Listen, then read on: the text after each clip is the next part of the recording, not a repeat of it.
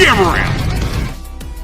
Welcome to World Class Bullshitters, the epitome of pop culture. I'm your host, Jeff Hicks, and with me tonight is America's stepdad, the one, the only, Dion Green.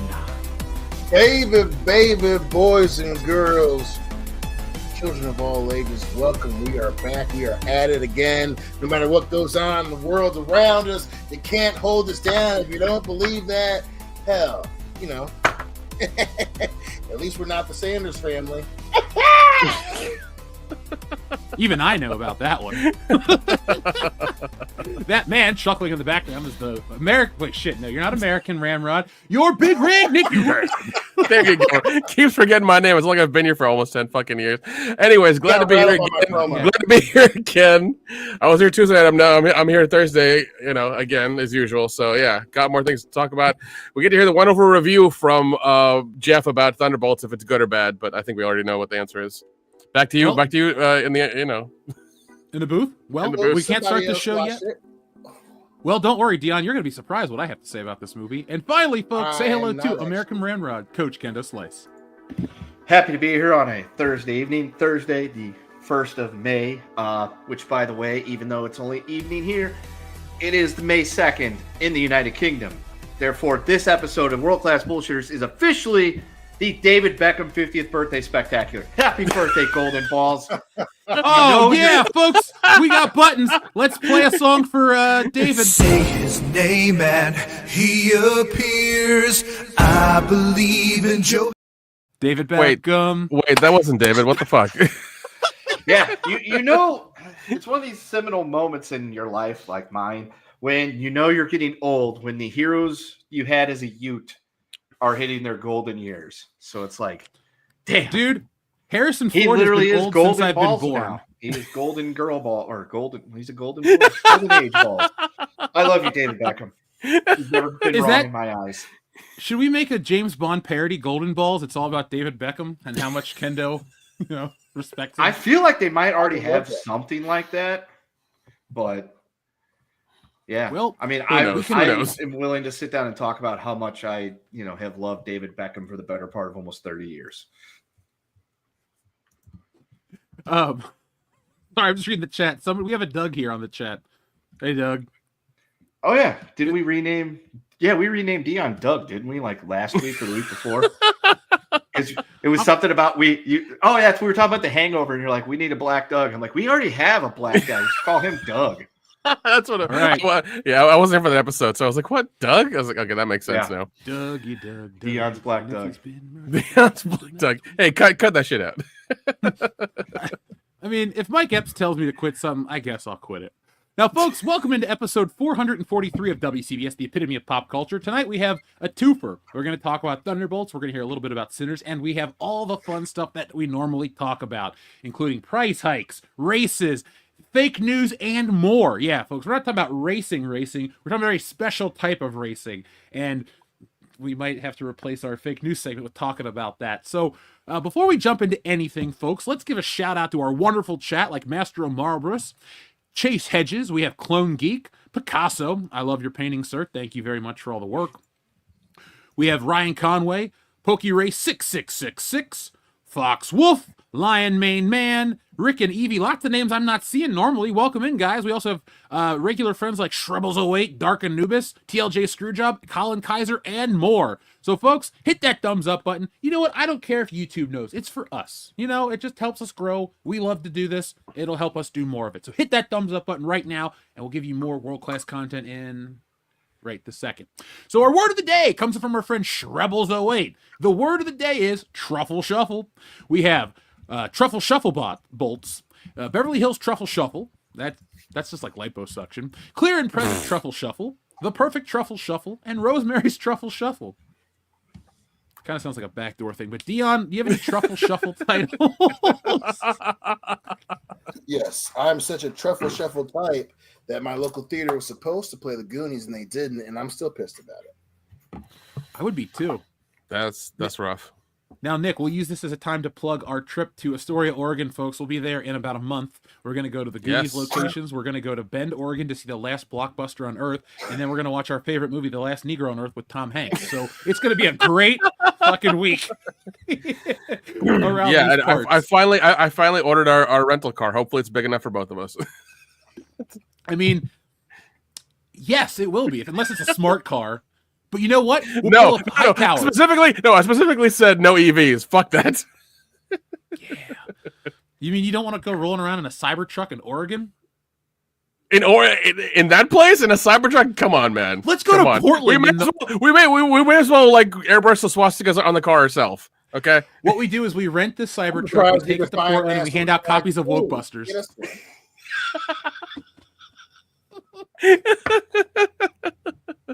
We should. I should redo the reservation and get a Cybertruck, and we should get giant magnetic stickers that say "We love Elon." I mean, if you want to film it for the channel, I will do that kind of shit just to get people's reactions. They're like, "What is your problem?" Your problem is you're on the internet right now. Thanks, pal. Yep. Yeah, get the really nice insurance package. Yeah, they should let us get one for free for the weekend. After what I got a Twitter bill today. I'm not going to release the amount, a Twitter fucking bill. It was more than multiple streaming services put together. What the I was like, fuck, all right, man? Twitter. Yeah, a little mad. But we'll save that for off-air talk. Yes, folks, on Patreon, I'll just bitch about Twitter bills for an hour. No. Let's give you some Truffle Shuffle titles. So, a great movie. This is not a great movie, but the Truffle Shuffle League.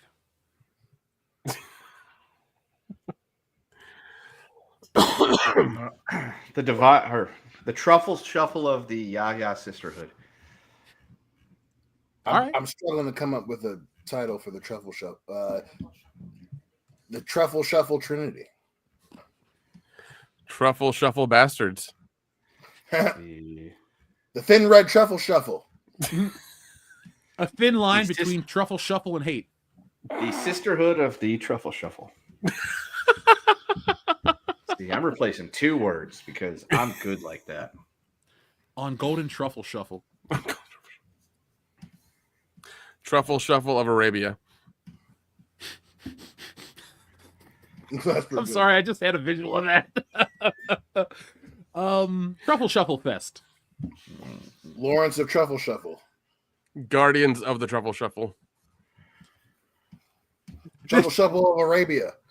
You only Truffle Shuffle. Twice. My Left Truffle Shuffle.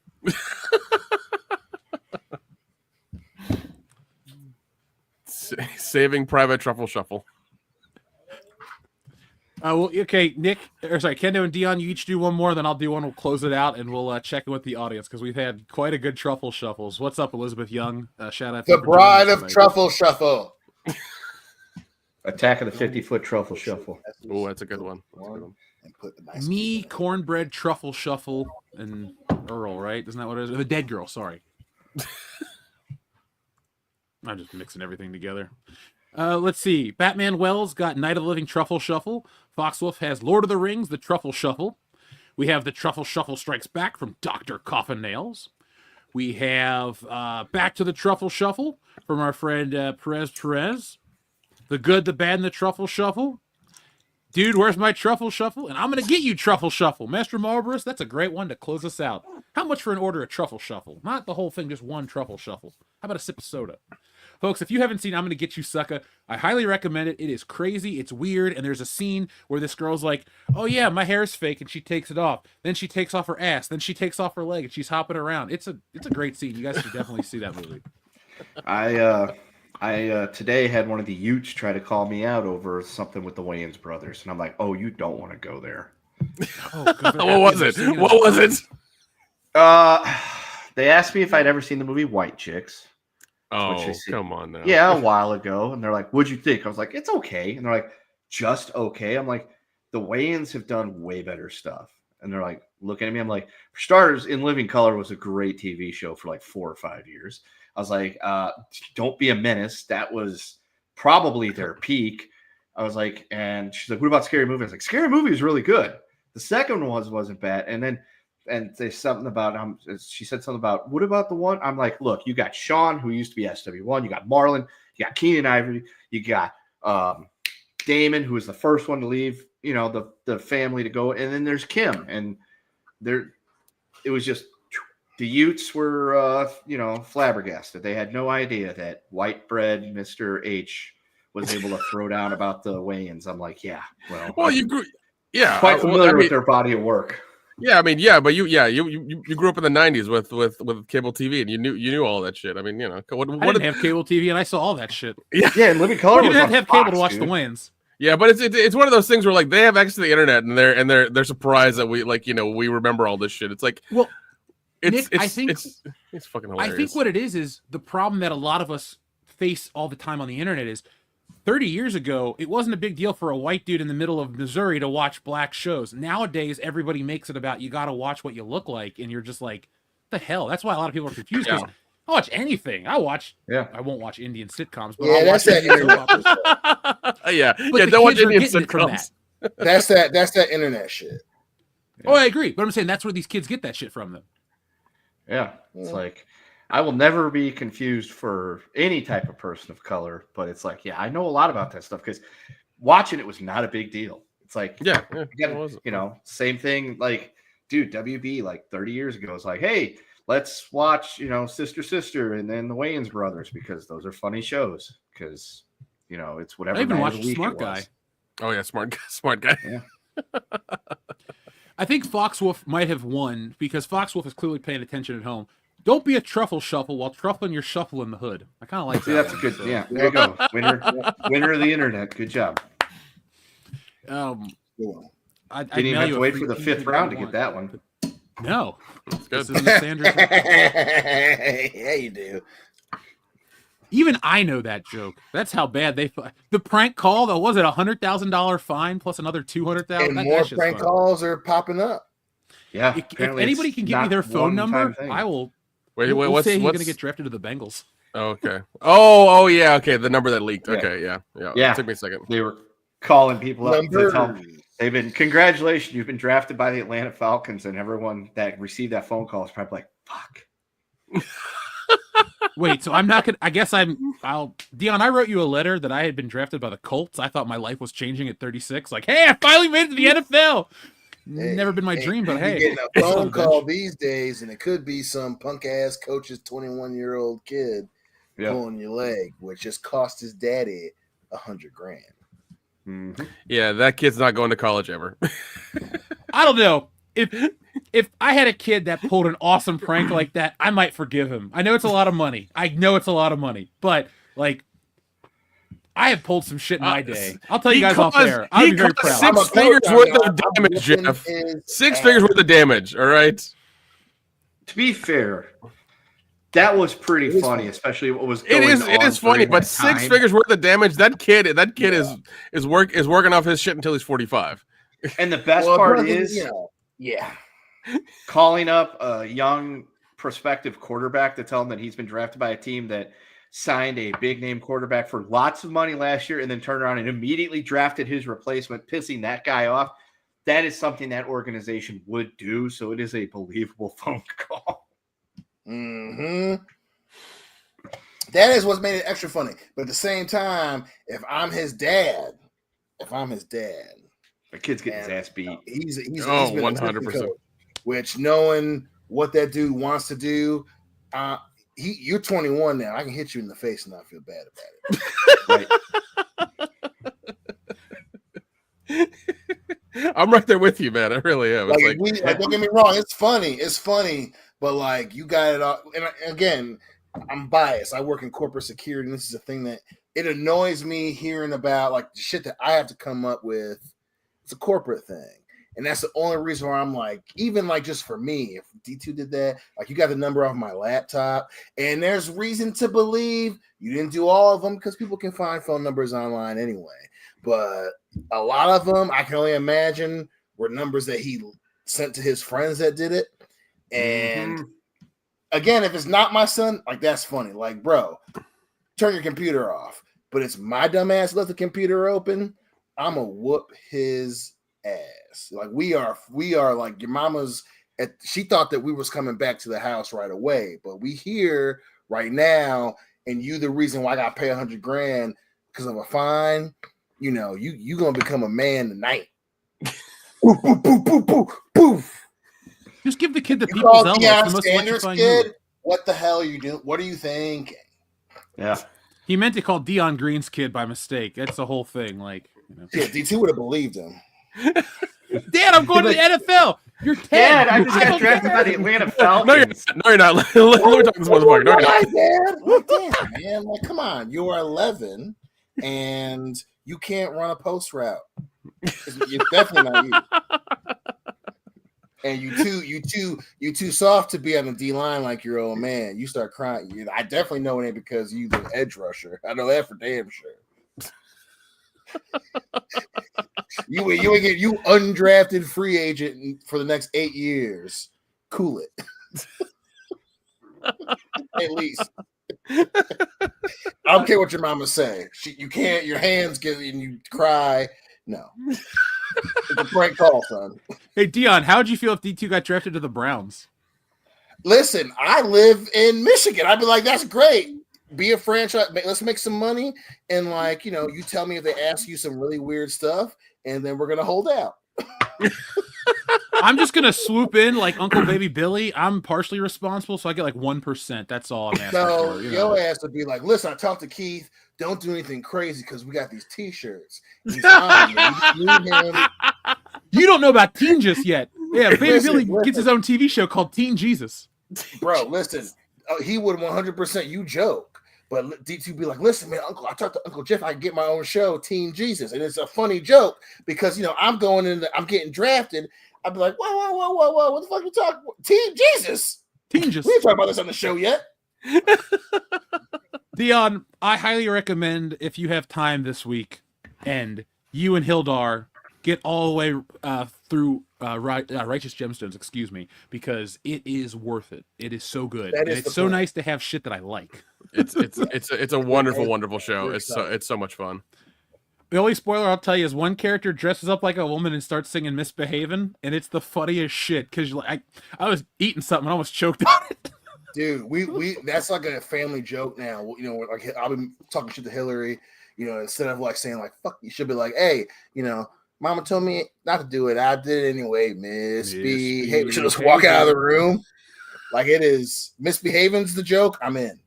Dude, I went to see Star Wars last week with Dan, and I was like, I gotta go to the bathroom real quick. And I was like wiping my hands off. Like, I washed my hands to keep away from Satan, and he just looked at me like he had no clue. And so I played him the song in the car. And now he's in on it. That's awesome. Yeah, it literally is the greatest show I've seen all year. Folks, we're going to talk about Thunderbolts in just a moment, but before we do, hit that thumbs up button to let us know that you enjoy what we're doing. And guys, should we talk about the movie since it's the title image, or should we do our normal, the rigmarole? Because I have a news story that it's so crazy, it's actually going to replace the fake news segment because I couldn't believe this was real. You want to hear that one first? Yeah. Do that. See, now you do that first, then we'll talk about the movie. Okay, fine. So, Dion, everyone here has watched sports to some degree. And one sport that Kendo likes more than the rest of us is racing. Now, I know Nick has been to Formula One, but Yep. You've been to Formula One, Kendo's been to NASCAR, I've been to like dirt bike racing and all that shit. But have you ever heard of the world of sperm racing? Just recently, and I thought that it was a fucking joke. Yeah, same here. I thought it was a fucking joke. I saw this like 3 days ago, and I was like, I'm saving this shit.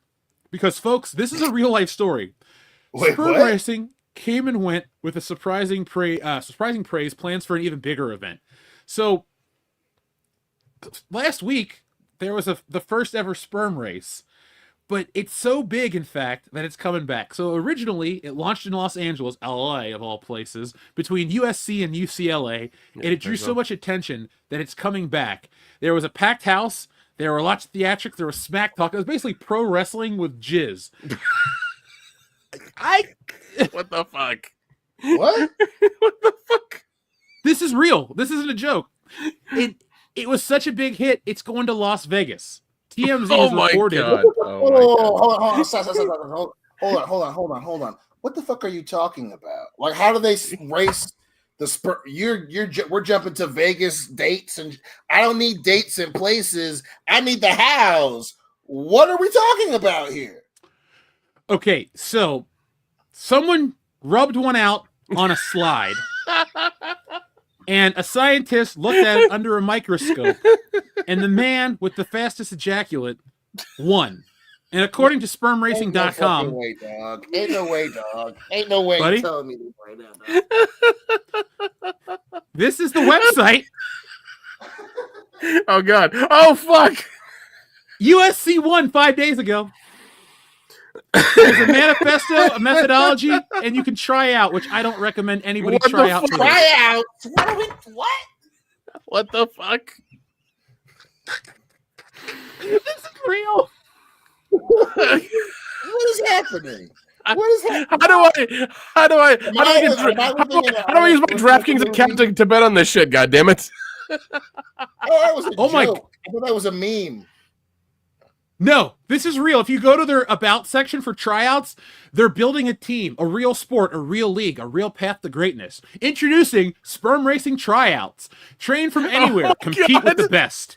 Oh The my Sperm God. Racing Professional Bro, ain't Sperm no way. Analysis Kit, Ain't no way, powered man. by YO, Wait. lets you measure everything that matters. Concentration, motility, progressive motility, motile sperm concentration, progressive motile sperm concentration, and yes, you'll see your racers live in action. When you're ready, you'll be placed in the Sperm Racing Amateur Leaderboards, where we count the next generation of professional athletes, where futures are built, where legends are born. What One the day, fuck is this? Sperm racing could be a full-time career. What the fuck is Damn, this? I don't even know. Like, you know, I know that every generation has had that moment where like, hey, generation below me, what the fuck are you? What are you doing? And I thought that was a joke. And I honestly, that makes me feel. That shit makes me feel old. 'Cause what the fuck are y'all doing? What are we doing? What are we doing? What are we doing? We're watching Jizz squirm across a slide. Is what we're watching. I'm not watching anything, but hey. We're watching. I know this future. The energy that we should have put in the flying cars is going to fucking Right. I'm 100% with you. I gotta look my wife in the eye and be like, "Yeah, the thing you saw about sperm racing is a real thing," and I gotta be like, "Hey, kids, don't do that." You know, that's weird. That's a weird conversation I gotta have. That's weird. I lost my fucking toothpick. I had a whole persona thing going on the camera with the toothpick, and I lost my fucking toothpick because of this story. This is not real. It's not Sperm There's a Racing's fault, Dion. Thunderbolts came out tonight, bro. What is Yeah, happening? there's a fucking manifesto. There's a goddamn manifesto. I'm kind of curious as to what's in the Sperm Racing Manifesto. Will you want me to read it? Yeah. just like the Oh, first Every Jesus, bullet. citizen okay. has a manifesto. So, sperm racing, when people hear about it, they ask the same thing every time. Wait, is this actually happening? And the answer is always, hell yeah, it is! But here's the thing. It isn't just a joke. It's not just some viral idea for the internet to laugh at. It's something Yes, it much is. bigger. Male fertility is declining, like a lot. It's happening quietly, steadily, and nobody's really talking about it. And sperm motility, how fast your sperm moves, turns out to be a massive factor in fertility. It's measurable, trackable, and just like running a race or lifting a weight, it's something you can actually improve. But no one's turned to it. But no one's turned it into something that people care about. So we did. We're turning health into a sport. If you can train for sports, spend hours performing your form, pushing your body to its limits, then why can't you train your health too? You can't measure it, improve it, compete in it? We're building the first ever racetrack for jizz. 2 competitors, 2 samples, 1 I'm waiting microscope. for fucking Judge Dredd to kick open my fucking door and be like, you know, you're going to the fucking sperm pods now. So Sperm pods. Hold on. This is how it works. This is the answer you guys want. How a race works. We've designed a microscopic racetrack that mimics the reproductive system chemical signals, fluid dynamics, synchronized starts. Exactly. High-resolution cameras track every microscopic move. It's all live-streamed, complete with stats, leaderboards, and instant replay. hey Oh yo, my God. hey yo, what? What the What? fuck? I thought the craziest thing was the old geriatric MMA league that was going on, where MMA fans, we were all like, "That's kind of crazy. That's a health hazard." And now I've got the Sperm Olympics with their Sperm Olympics. I That's think we're crazy. gonna I'm gonna compete, and my code name is gonna be Jizz Racer. Here comes Jizz Racer. Let's see. Oh my god. The winner, the sperm that crosses the finish line first, verified by advanced imaging. The stakes have never been smaller or bigger. And yeah, it's exactly as wild as it sounds. But we didn't stop there. We're turning it into a spectacle. Think press conferences, weigh-ins, live-streamed races, play-by-play commentary, and of course, the world's smallest racetrack. We're building a market where fans can pick their favorite competitors to see who's crossing the finish line first, whether it's the athletes or celebrities, imagining backing your icon in the weirdest, most entertaining event you can imagine. Sperm racing isn't just about racing sperm. It's about turning health into a... Hold on, dude. Now that you... Who the hell asked for this? Well, hold Nobody. on. Now that you got your context, there's a little more. They're taking it to Las Vegas.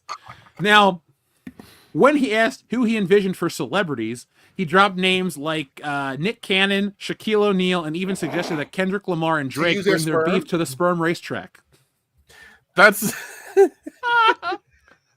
to compete. I guess, is that competing? I guess. I don't want to see Nick Cannon jerk off onto a... You don't watch the action. You just... I don't want to watch any of this. I saw this and I had to share it with you guys. Do they do it beforehand? And it's like, this specimen is 15 minutes old. I'm like, I don't want to know that he jacked off 15 minutes. This specimen is 5 minutes old. Like, I respect Michael Phelps. I want to know that he was behind the curtain like a juiced up Conor McGregor, just and then that's weird. I shouldn't know that about him. He banged one out 5 minutes ago, so I can watch it 5 minutes. Whirl around on a fucking microscopic racetrack. What is this? It's like some Blade Runner shit. I don't want to know. It's like it's White Mirror. It's White Mirror. It's just Mirror. I don't like it. I don't like it. I don't either. I don't. This is no. Batman Well has my favorite comment. Vegas bookies are making odds on jizz races. That is pretty funny. Would you always bet on Black Dion? Damn right. Especially if it's specifically Wesley Snipes. Black don't crack, even at that age. Oh my gosh. So folks, we thought we'd give you a fun little teaser. We're not going to compete in these races, and we don't want to know if you're going to compete in these races. There are some things that are best left unknown. Yeah.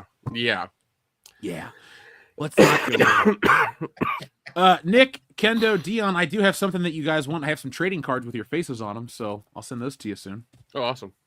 Yeah, you're on. I gotta send you some fan appreciation, seeing as the gifts that I came home with, particularly that happened to do with a recent WCBS release of Wokebusters. The boys were very, very excited, and just make sure that you're aware of all of that. Also, for all those out there, get your copies where you can, because the boys were like, "Oh shit, Uncle Jeff made this is like a real." Like a real release? Devin kept saying that. It was like a real release. I was like, yeah. Like it was a real thing, man. He's like, oh shit. Wait, I didn't get a poster. I was like, nope, they're all mine.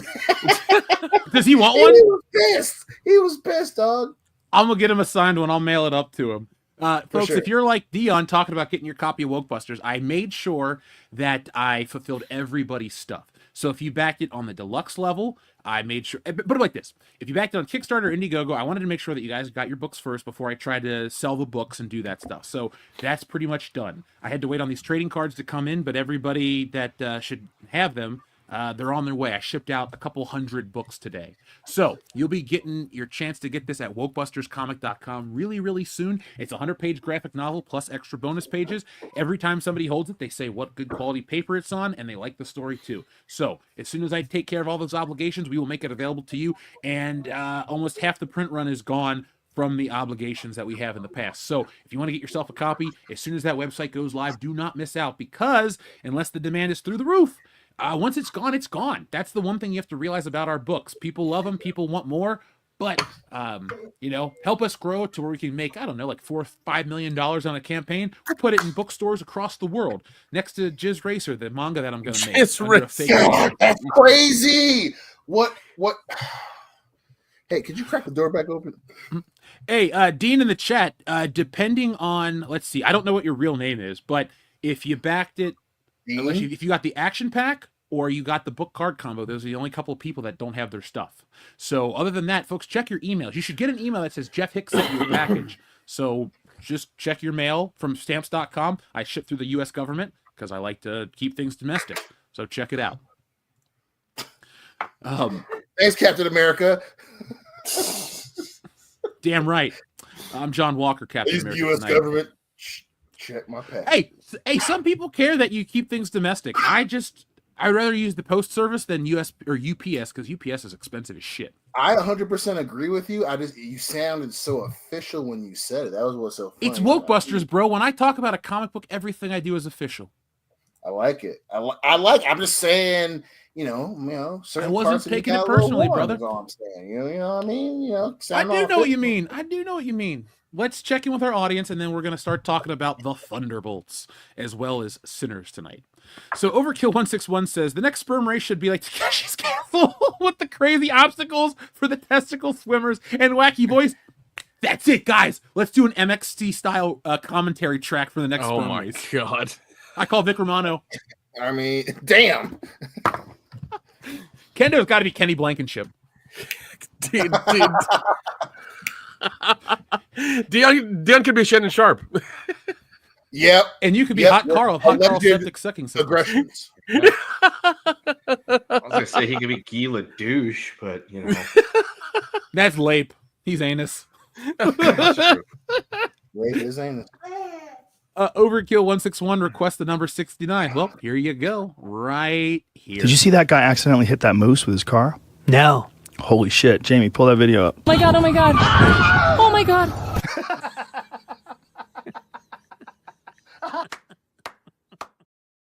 That's a new one. That's a brand new one. What the hell is that? That's an actual. one. Wow. You want to see it again? No, Yeah.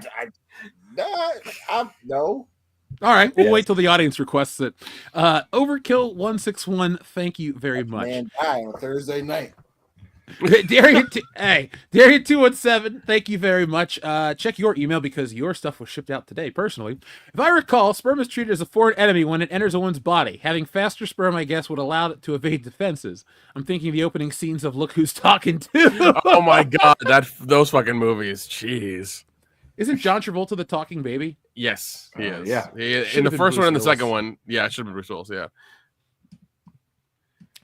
I watched Face Off the other day, and Good movie. John Travolta, his comeback in the 90s was pretty glorious. I'm not saying I still love his movies, but he's had some classics. Yeah, How he do you also feel had, about John Travolta? I think another one that came out of the 90s that was his was Broken Arrow. Yep. Yeah, Him and with Christian Christian Slater. Yep. And then there was Michael, where he played the angel. Yes. And what was the one? Was it Uh, Wag Phenom- the Dog, where he played Bill Clinton? No, I don't think so. I mean, Wag the There's one Dog where he is played the Clinton. correct movie, but I don't remember if John Travolta's in that one or not. I just know Dustin Hoffman and Robert De Niro were in it. Primary Colors. That's what it is. Okay. Yeah. Yeah. It's got Billy Bob Thornton in it. Don't So- forget. Don't forget his greatest work. He got an award for Battlefield Earth. Oh, swear it's try starting to to go back forget. downhill again. Should we try to watch that for Patreon Sure. one day? Yeah, Sure, it's we the can. 25th anniversary of it this year, I believe. I think it was thank you, though. 2000 or Yeah. 2001 movie. It was 2000. Yeah. Yeah, it's Okay. 25 years, guys. Great. I don't know what to say about that movie besides it's absolute shit. I mean, that's pretty much there is to say about that movie. Is even back then, people were like, "This movie's going to be terrible." Like they were telling you that on like the entertainment shows, and things like that. Like behind the scenes, it looks terrible. L. Ron Yep. Hubbard cupboard. Oh boy. Yeah. Dion, you're getting a copy of Dianetics for Christmas next year. Be prepared. Yeah, just give me Ozempic first. At least it's.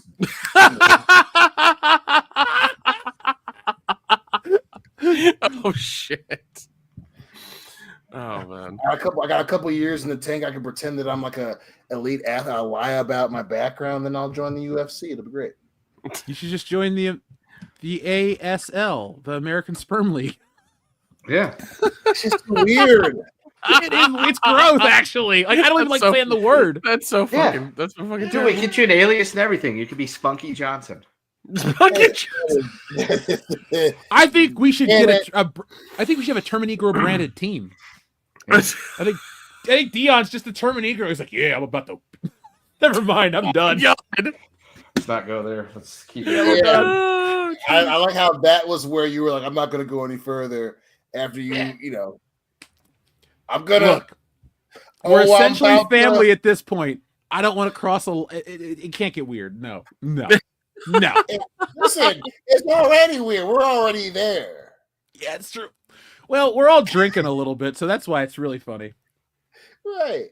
Everybody online's like, that would be pretty fucking crazy. We're gonna get messages and shit in the future, like, "Hey, you guys ever compete in those sperm races?" Dude, no. No. There's gonna be an email, and we're gonna get sponsorship like fucking tomorrow. You'll have it in the official World Class Bullshit email. It'll Hey, be there. if they're gonna offer me 6 figures a year to compete, fuck it. I'll just use a fake name and be a luchador. I'll be Americano Grande Americano. No. Hey, the wrestling way is the way to play. I'll just Lucian. That's my language. Now I'm definitely Terminegro with a mask on. Whole different athlete. Microscopic. We'll get you one of those. We'll get you one of those realistic latex masks. You look like Danny Glover with a flat top and fucking glasses. Dead or alive, I'm coming with you. Oh my god, no. Anyway, no. Adam Walford has questions about the races. He says, "Would it make sense to have a sperm race? It would be the only thing that would exist after all the other animals died out in Cyberpunk 2077's universe." Oh, jeez, that's true. Yeah, because everybody in that universe is a damn robot. So, what if we had to pay $1 for every time we said the S word tonight? I hope not.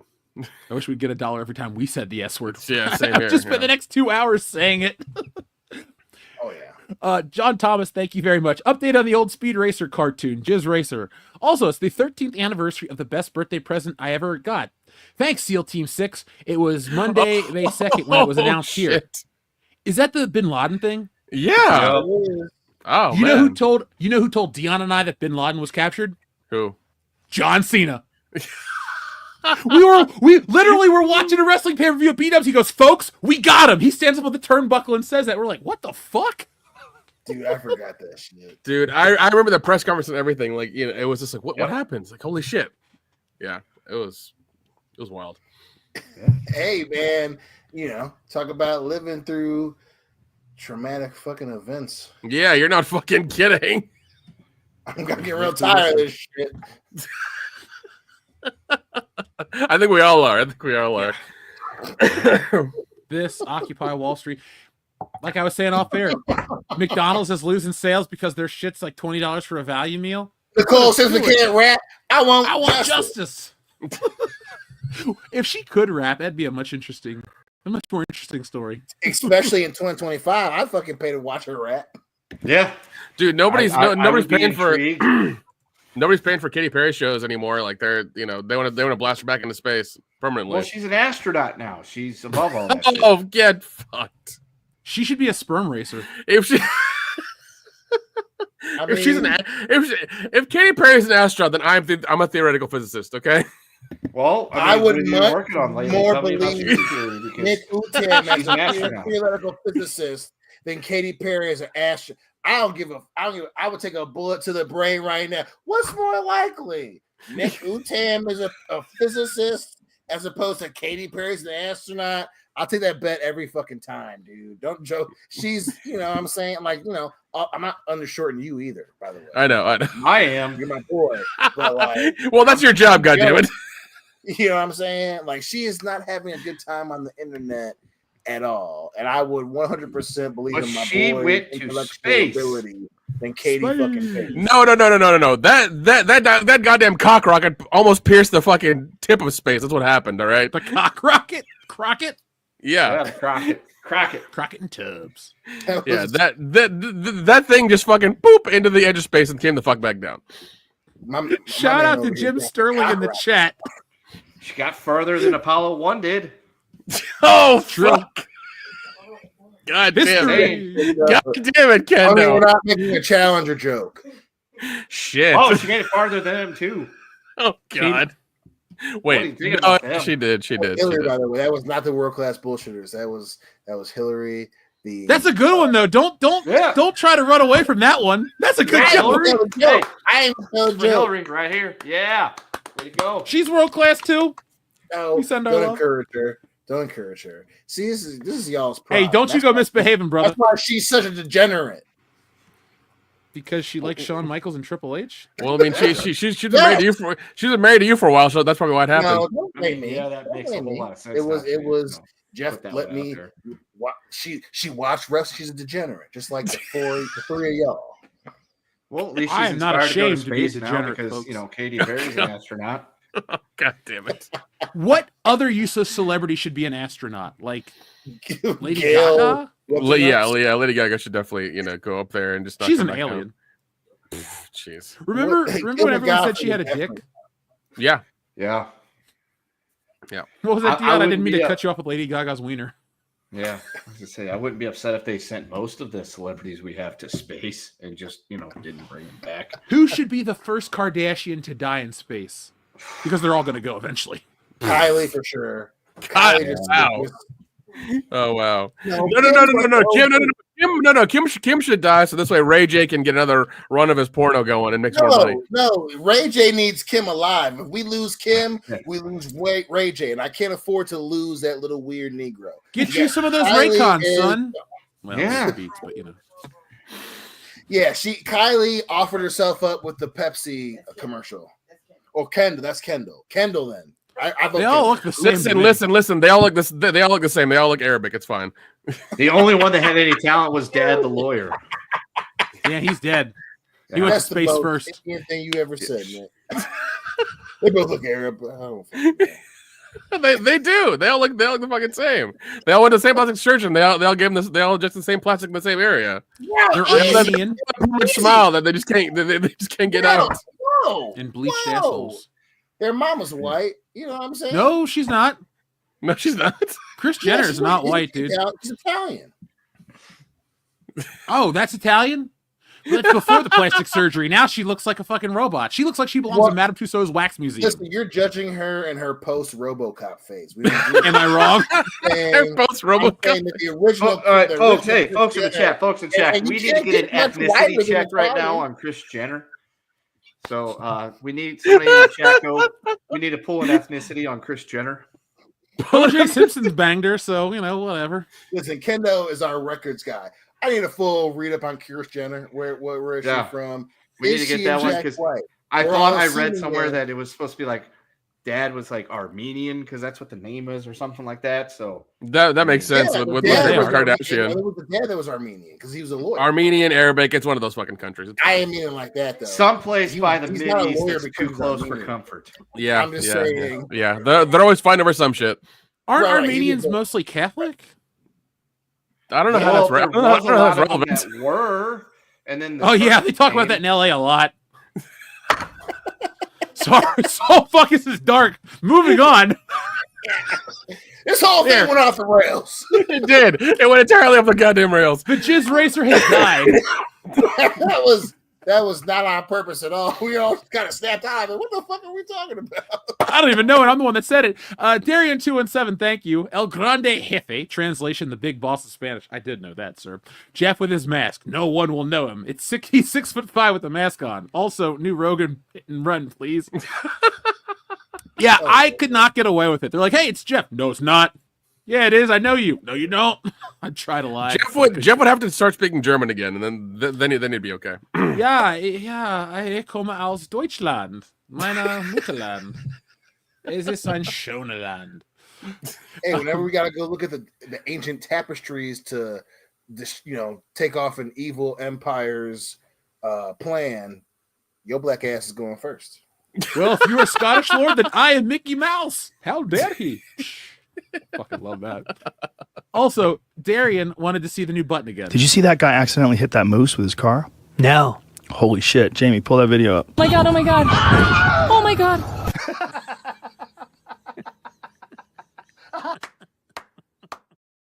That there dude got context to fucked that? up. I think There's a second. There's Yeah, I more to think- that video. Yeah. I think that dude got hit twice. You mean And the they got part where run they over. get the spatula to get him off the floor? Yeah, Evil Dead style. Or sorry, Army of Yeah. Darkness style. The Army of Darkness. I was watching that But this morning. Such a great do we movie. have context for that? Like how this dude gets fucking blasted by a car? He's got 93%. I'll tell you off air. Oh, okay. Adam Wofford, thank you very much for your generous super chat. He says, you guys should remake Unders. Yes, I'm with you already. With Dion playing Tommy Lee Jones and Kendo playing Gary Busey. Nick plays Steven Seagal's part, but keeps forgetting his lines, and the girl has to keep telling him. I guess I'm directing. Line. So every time, we love Adam Warford. He's an OG of the channel. So every time he says something and we like bust out laughing and call him crazy, it's because of shit like this. It's because of shit like this. Under Siege, I'm Tommy Lee Jones, bro. Dude, I don't know. Yeah. Dion and Tommy Lee Jones all in that karate video that he put out in Russia. That's what I want to see. I want to see Nick playing Steven Seagal doing that. I've seen Nick throw down. See Nick playing. I'm just a cook. I'm just a cook, man. Line. Where's my line? Where's my fucking pot pie? Where's the part where you cheat on Kelly LeBrock, you idiot? That was yeah, that's bullshit. I love also how the first thing they did was, where's my pot pie?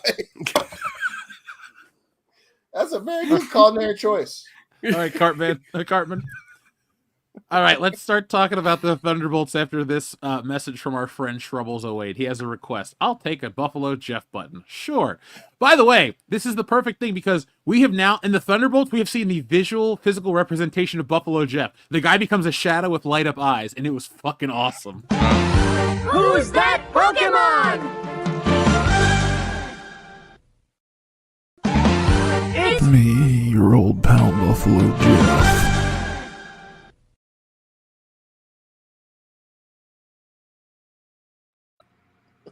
Creepy.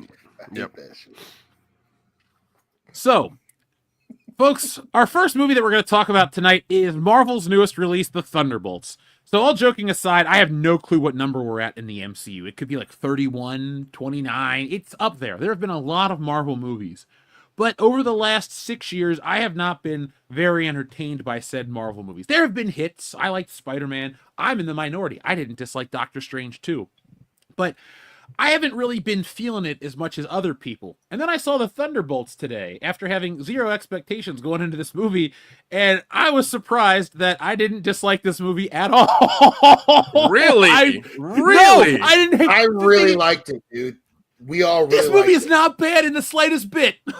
Really? That's Yes, fun really. little movie. that's weird. That's weird. Dion, why don't you start tonight, man? Going into Thunderbolts, answer these few questions for me if you wouldn't mind, please. What were your feelings going into Thunderbolts, and how did you feel coming out of Thunderbolts? My feelings going in, I was very apathetic. I'm right there with you. We listen. On the way there, my whole family was kind of laughing about the Marvel situation. So, even the kids were all kind of, we were all being very crass about current Marvel. That being said, after seeing New World Order, Brian, too sweet, going into this, we were very like, hey, this could be really bad or it could be really, really good. We walked, we all did our thing with our usual ritual just in case it was really bad. Went out, snacks, drinks, went into the movie. Everybody's feeling good. And we watched it. And we're all having a good time. Leaving the movie, everybody liked it. We all genuine, even D2. D2's little short ass, very much a Minecraft kid. And even he was like, I liked it. The adults, we really, really, really liked it. It was, I came out thinking, Marvel, your ass bought some time. You bought some time. Now, folks, you know that I am a harsh critic when it comes to comic book related stuff because I've dedicated my life to making comic books and I love the art form like a lot. Like literally next to me right here, underneath my own shit is a book on John Romita. Like, I am not joking when I like have this stuff around me all the time. It's a medium that I respect, it's a medium that I value, and it's something that I aspire to have like these movies. So I treat these things very harshly. And I went into this movie thinking, well, the trailer kind of sucked, and Marvel's been bad for a while, and I didn't like Captain America.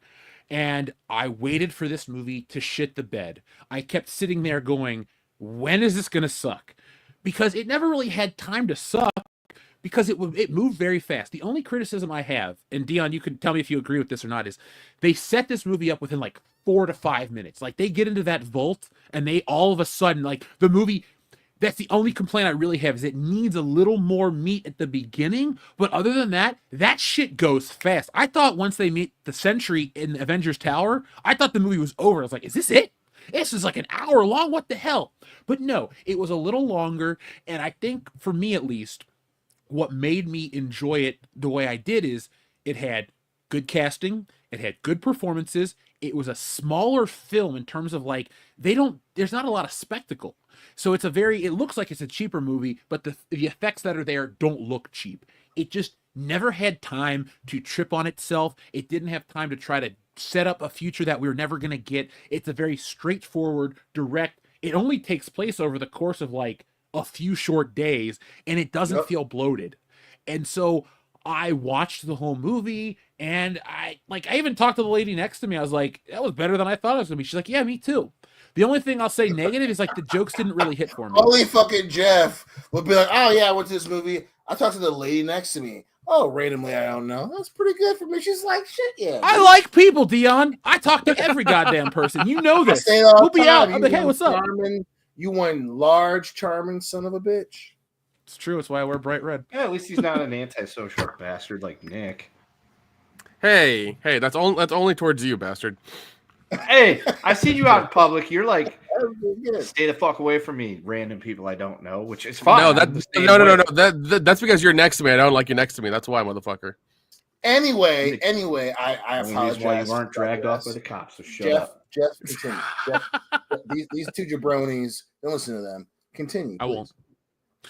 So, like I said, I am very harsh when it comes to this stuff. But this movie, it had likable characters. The actors did a good job. It didn't try to load you up with that super serious Marvel tone. Like Captain America felt off to me because it was trying to represent something. A lot of times people have issues with these movies because they're trying to be a piece about this and that in the modern day. And in reality, you kind of had a story about like vanity and ego and family and a few other tropes that everybody can relate to. And it just never really fell apart for me. I was a little harsher in the video because I had just watched it and I reviewed it right away. But I have been thinking about it, and it's, like I said, it's not a spectacle. It is not one of these like I love the first Avengers. Everyone goes on about the last one. That's not my favorite. My favorite one is that there's something about that story. It's like an achievement in filmmaking and storytelling and all this great stuff. This one does not live up to that hype, but it has that like core of characters that work together, and they are able to take characters that I found insufferable, like John Walker, Captain America. They took Wyatt Russell, an actor that I think is just okay, and they made him likable. The Sentry has this power to touch other people, and it shows you their psyche, or it shows you their past, and it basically is everything that Suicide Squad wanted to be. Because for everybody that's watching the trailer, this is Marvel's Suicide Squad. This does Suicide Squad better. Like if the Suicide, like all of them too. James Gunn's one that everybody likes is like mid to me. This one is a step above. That's, I'm surprised. And too, in the chat, I read the chat as we're talking. There wasn't a girl boss theme of this. Yelena wasn't the girl boss of the team. She wanted to quit. She's an alcoholic. She's upset about shit in her life. She wants the adulation of being a superhero. And Taskmaster dies in 5 seconds. Like, that chick gets shot in the head and never comes back. It was great. But there really isn't this girl boss messaging. There isn't really this modern day, stuff that all these YouTubers talk about. This is one of those films that I don't know where it went or why they didn't include it in the movie, but I'm glad they didn't, and I had a good time. Dion, you wanted to say something about the Suicide Squad parallel I made. No. I was agreeing with my. That's what I was saying. Like, how do you feel about that? I loved it. I think that is a perfect example of, especially when, on this channel specifically, a lot of the verbiage that the four of us use is, we kind of try to bring attention to the fact that making good shit is very possible in a lot of these studios, and you see it, and even in products that are bad, so Suicide Squad, that was a point that we brought up at the time, right? Like, there are elements that are good. Thunderbolts is an example, and that's why I reacted the way that you said that, was because this is an example of them. They kind of go all the way with the idea of the Suicide Squad, and they give you a reason why they work so well together, especially given the circumstances of the movie coming out. So that's why I the way I reacted when you said that, I didn't want to say anything, but I just wanted to emphasize how good of a point that is, because that feeling that we had when the trailer for the first Suicide Squad came out.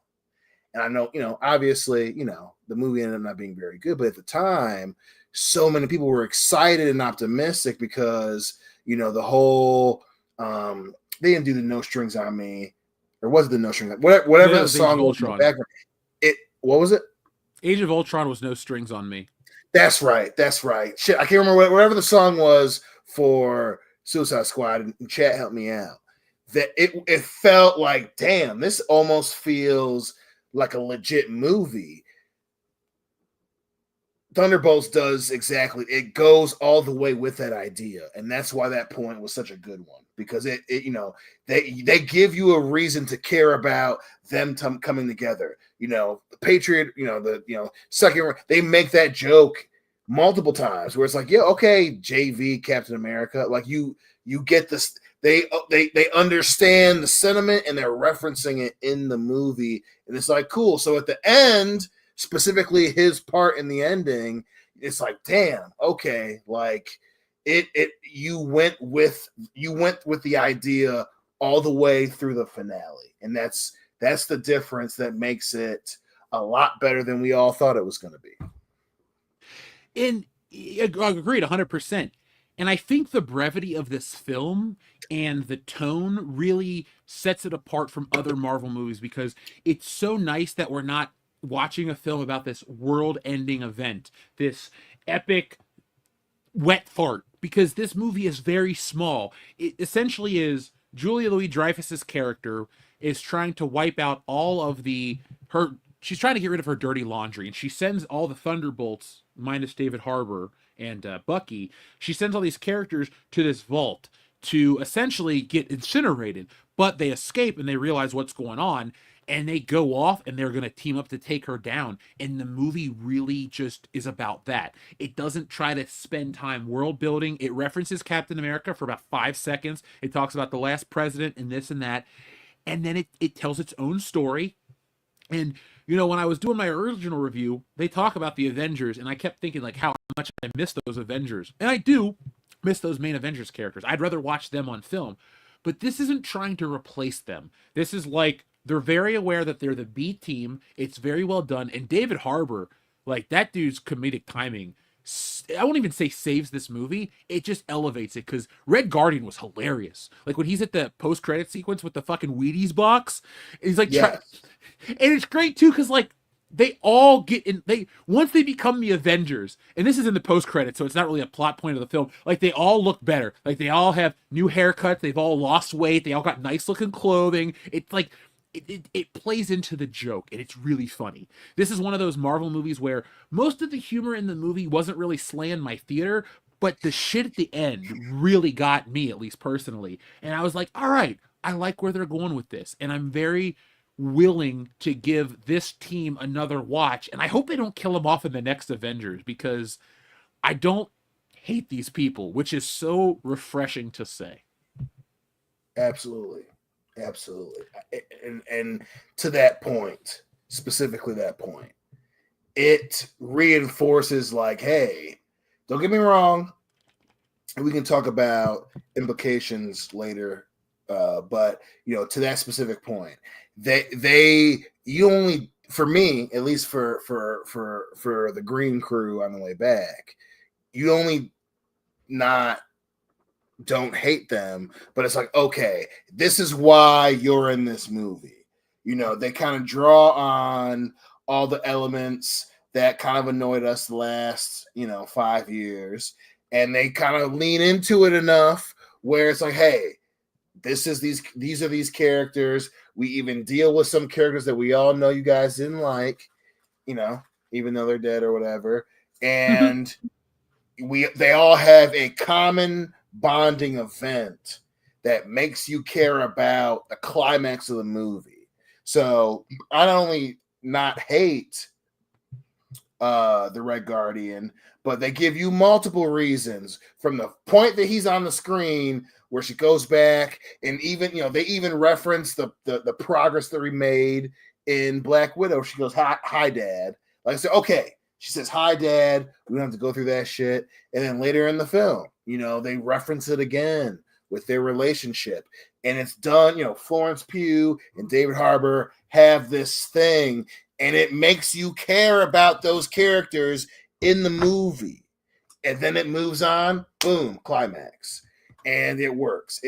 This film does it. It does for Guardians 3 what we really wanted James Gunn, or not James Gunn, but Avi Arad to do with the Suicide Squad. It makes it, they're a team. We get why they come together, and we give a shit. I did give a shit, and I really liked the Sentry, because you and I are the diehard comic book readers on the channel. I don't really care for the Sentry that much in the books. I read New Avengers when it launched in 05, 06. God, it's been 20 fucking years. But they took a character and they made him likable. Everyone has an opinion, and everybody's opinion is valid. But I will say, I firmly believe if people are out there going to rail on this and call it the worst Marvel movie or woke, it's not one of those types of movies. You can dislike it, and everyone has the right to their own opinion. But if some people are out there trying to rip on it for that, it's a little disingenuous in my opinion, because my radar for that shit is very calibrated, and I wasn't picking that up at all. Realistically, you're not getting Girl Boss the movie. You're not getting Why Men Are Evil. You're not getting doofy dudes. You're just getting people that have been through some shit, that have come together, that want to be heroes, and the movie moves so fast in a good, positive way.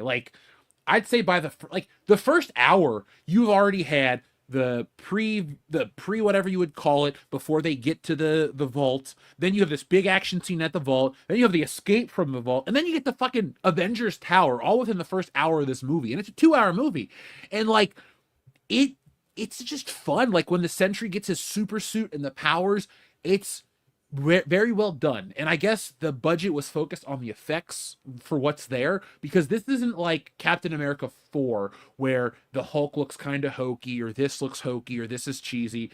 Everything blends together well. As an artist, I have that eye where I'm always trying to pick apart the little things. When the Sentry becomes the Void, that shit looked awesome. He was literally Buffalo Jeff, a shadow with light up eyes, and that's all he was. It was visually interesting. Comedically, it worked. It's very weird in 2025 to have left a Marvel movie where I'm like, I might go. In the review when I watched it, or when I did the review, I said I probably would just watch it on streaming again if I'd watch it again. But now I'm like, if a group of friends wanted to go see this and I had a couple beers in me, I could sit through it again and have a good time and laugh. There have been better Marvel movies for sure, but if we're this week I'm going to rank everyone for you folks. I'm going to do one of those tier videos because those are fun. But this isn't upper tier Marvel, but this isn't lower tier Marvel. This is in a very comfortable spot of pretty decent. I'm very surprised. It's weird saying this nowadays. It is. And and that's pretty earned. That is pretty well earned. That being said, agreed. Yeah, it is the kind of the way that I described it leaving the film is I felt like it was okay, in terms of how comic books work, where these are the adventures of SVU or whatever. This movie, this one feels like that. while it's an episode that you would care about, they have enough there where you want to see more. And especially with, the character design and, the tone of the film, like you mentioned before, it's there. And it's definitely one where it's like, hey, in terms of paying money for a ticket, you give money to someone and they say, hey, print out this ticket, boom, go see it. You're going to be entertained and at least emotionally invested for the characters right now, right here, because they reference everything else going on. There's a scene where there's this, faux pas event being put on by Julie Dreyfus, and Bucky is there, and it still kind of sticks with where he was in, New World Order, where he's a senator and he's trying to fix this shit that's going on, and it feels very comic booky. It feels very Marvel, and you care, and you at least as you're watching it, it's not as good as Winter Soldier, but it has that Winter Soldier pacing that benefits the story, where it's like, hey, boom, it's the first hour, and hey, shit, we're back at Avengers Tower, and dude, he's turning into the Void. You have that oh shit moment where you're like, oh shit, this is a serious event in the MCU that I want to see. I want to see how it turns out. And this movie, at the very least, no matter whatever it is that you feel about where Marvel is the last few films, it delivers on that. Yep. It seems like we have said everything we liked about this movie. Let's talk about the post credit sequence, because folks, there are two post credit sequences in this film, and I'm going to spoil them both for you. So you have about 5, 4, 3, 2, 1. Okay, we're giving you the spoilers now. So the first one is just David Harbour in the grocery store. They actually get a Wheaties box. Like on the trailer and on the posters and shit, they do get a Wheaties box. So it was funny. But the second post-credit sequence takes place in Avengers Tower. We see the new Avengers logo. We see them with their new costumes. They come back from a mission, and they're sitting on the couch, and Florence Pugh has a tablet, and she's like, oh, man, we're getting an alert from space. And so they're waiting for this image to load, and they're talking. Basically, it's just played off for laughs. But the important part is when the image loads, this image, they talk about we're having a temporal something, and a spaceship appears. And I went, oh, I know what this is right away. I'm sure Dion did too. But at the end of the post-credit sequence, the Fantastic Four's spaceship appears in the modern age. So the wormhole that apparently they're going to get... They spoil the end of the Fantastic Four movie. But whatever's going to happen at the end of that movie, they come to the present day at the end of this one. And you're like, all right, here we go. So the Fantastic Four are going to play a huge part in the MCU moving forward. And, of course, a lot of people out there don't like Pedro Pascal, and that's everybody's right. But, Dion, when you saw the Fantastic Four stinger at the end, what were your thoughts?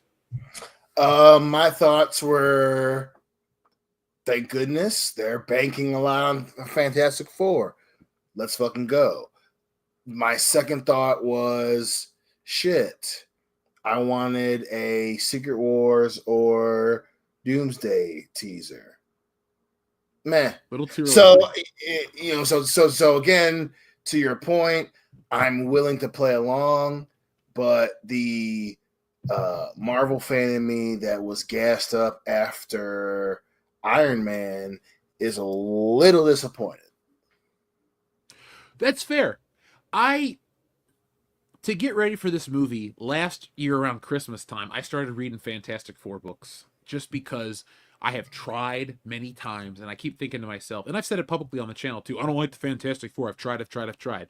And I finally, it like broke. So I've been reading the books. I do like the characters finally. I got their figures on the wall. I'm happy I own that stuff. Marvel has everything riding on this Fantastic Four movie. Now, for them, they want it to succeed. I have to see the movie before I'm going to blindly be all excited and all this stuff like that.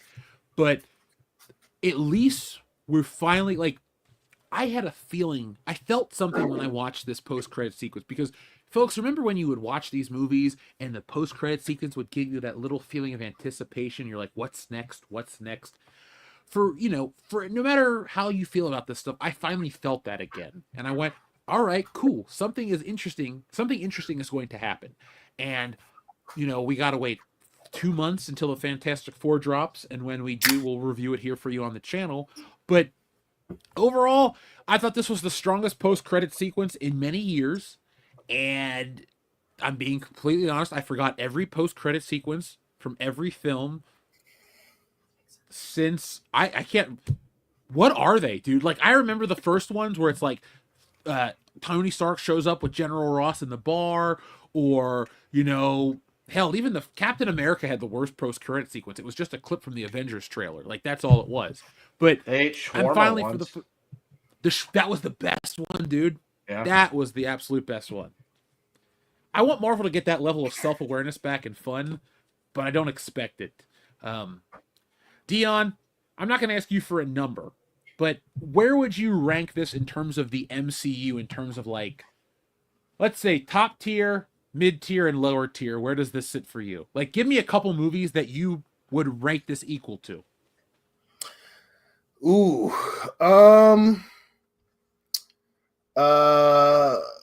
will say with your Monday night quarterbacking goggles on, it's for sure easily on par with Ragnarok, easily. But with more of a objective podcast hosting, entertaining chocolate demigod phenomenon. The chocolate demigod is your new name for fucking ever. Nick, Kendo, do not let me forget that Dion is the chocolate demigod. We're putting it on t-shirts. Call it athletics. If I could get to my phone, that's what he would be in our chat. But my phone has currently been hijacked. I got mine. Keep Thinking talking. the I'm going island to change you to is the still chocolate demigod. Yeah, that was more that right there we go. authority. So that's our winner right there. I recently. Oh yeah, now I remember. I forgot Nick was Korean John Ritter. Listen, I would put it on the same level as a Thor. It's not a genre defining, or even it's not something that's going to it's not going to have the same pop culture pop as an Iron Man, as an Avengers, as a Winter Soldier. But it's one of those where it is good, and if you were to pay for it in the theater, you're like, yeah, I'd go see it again. Thor.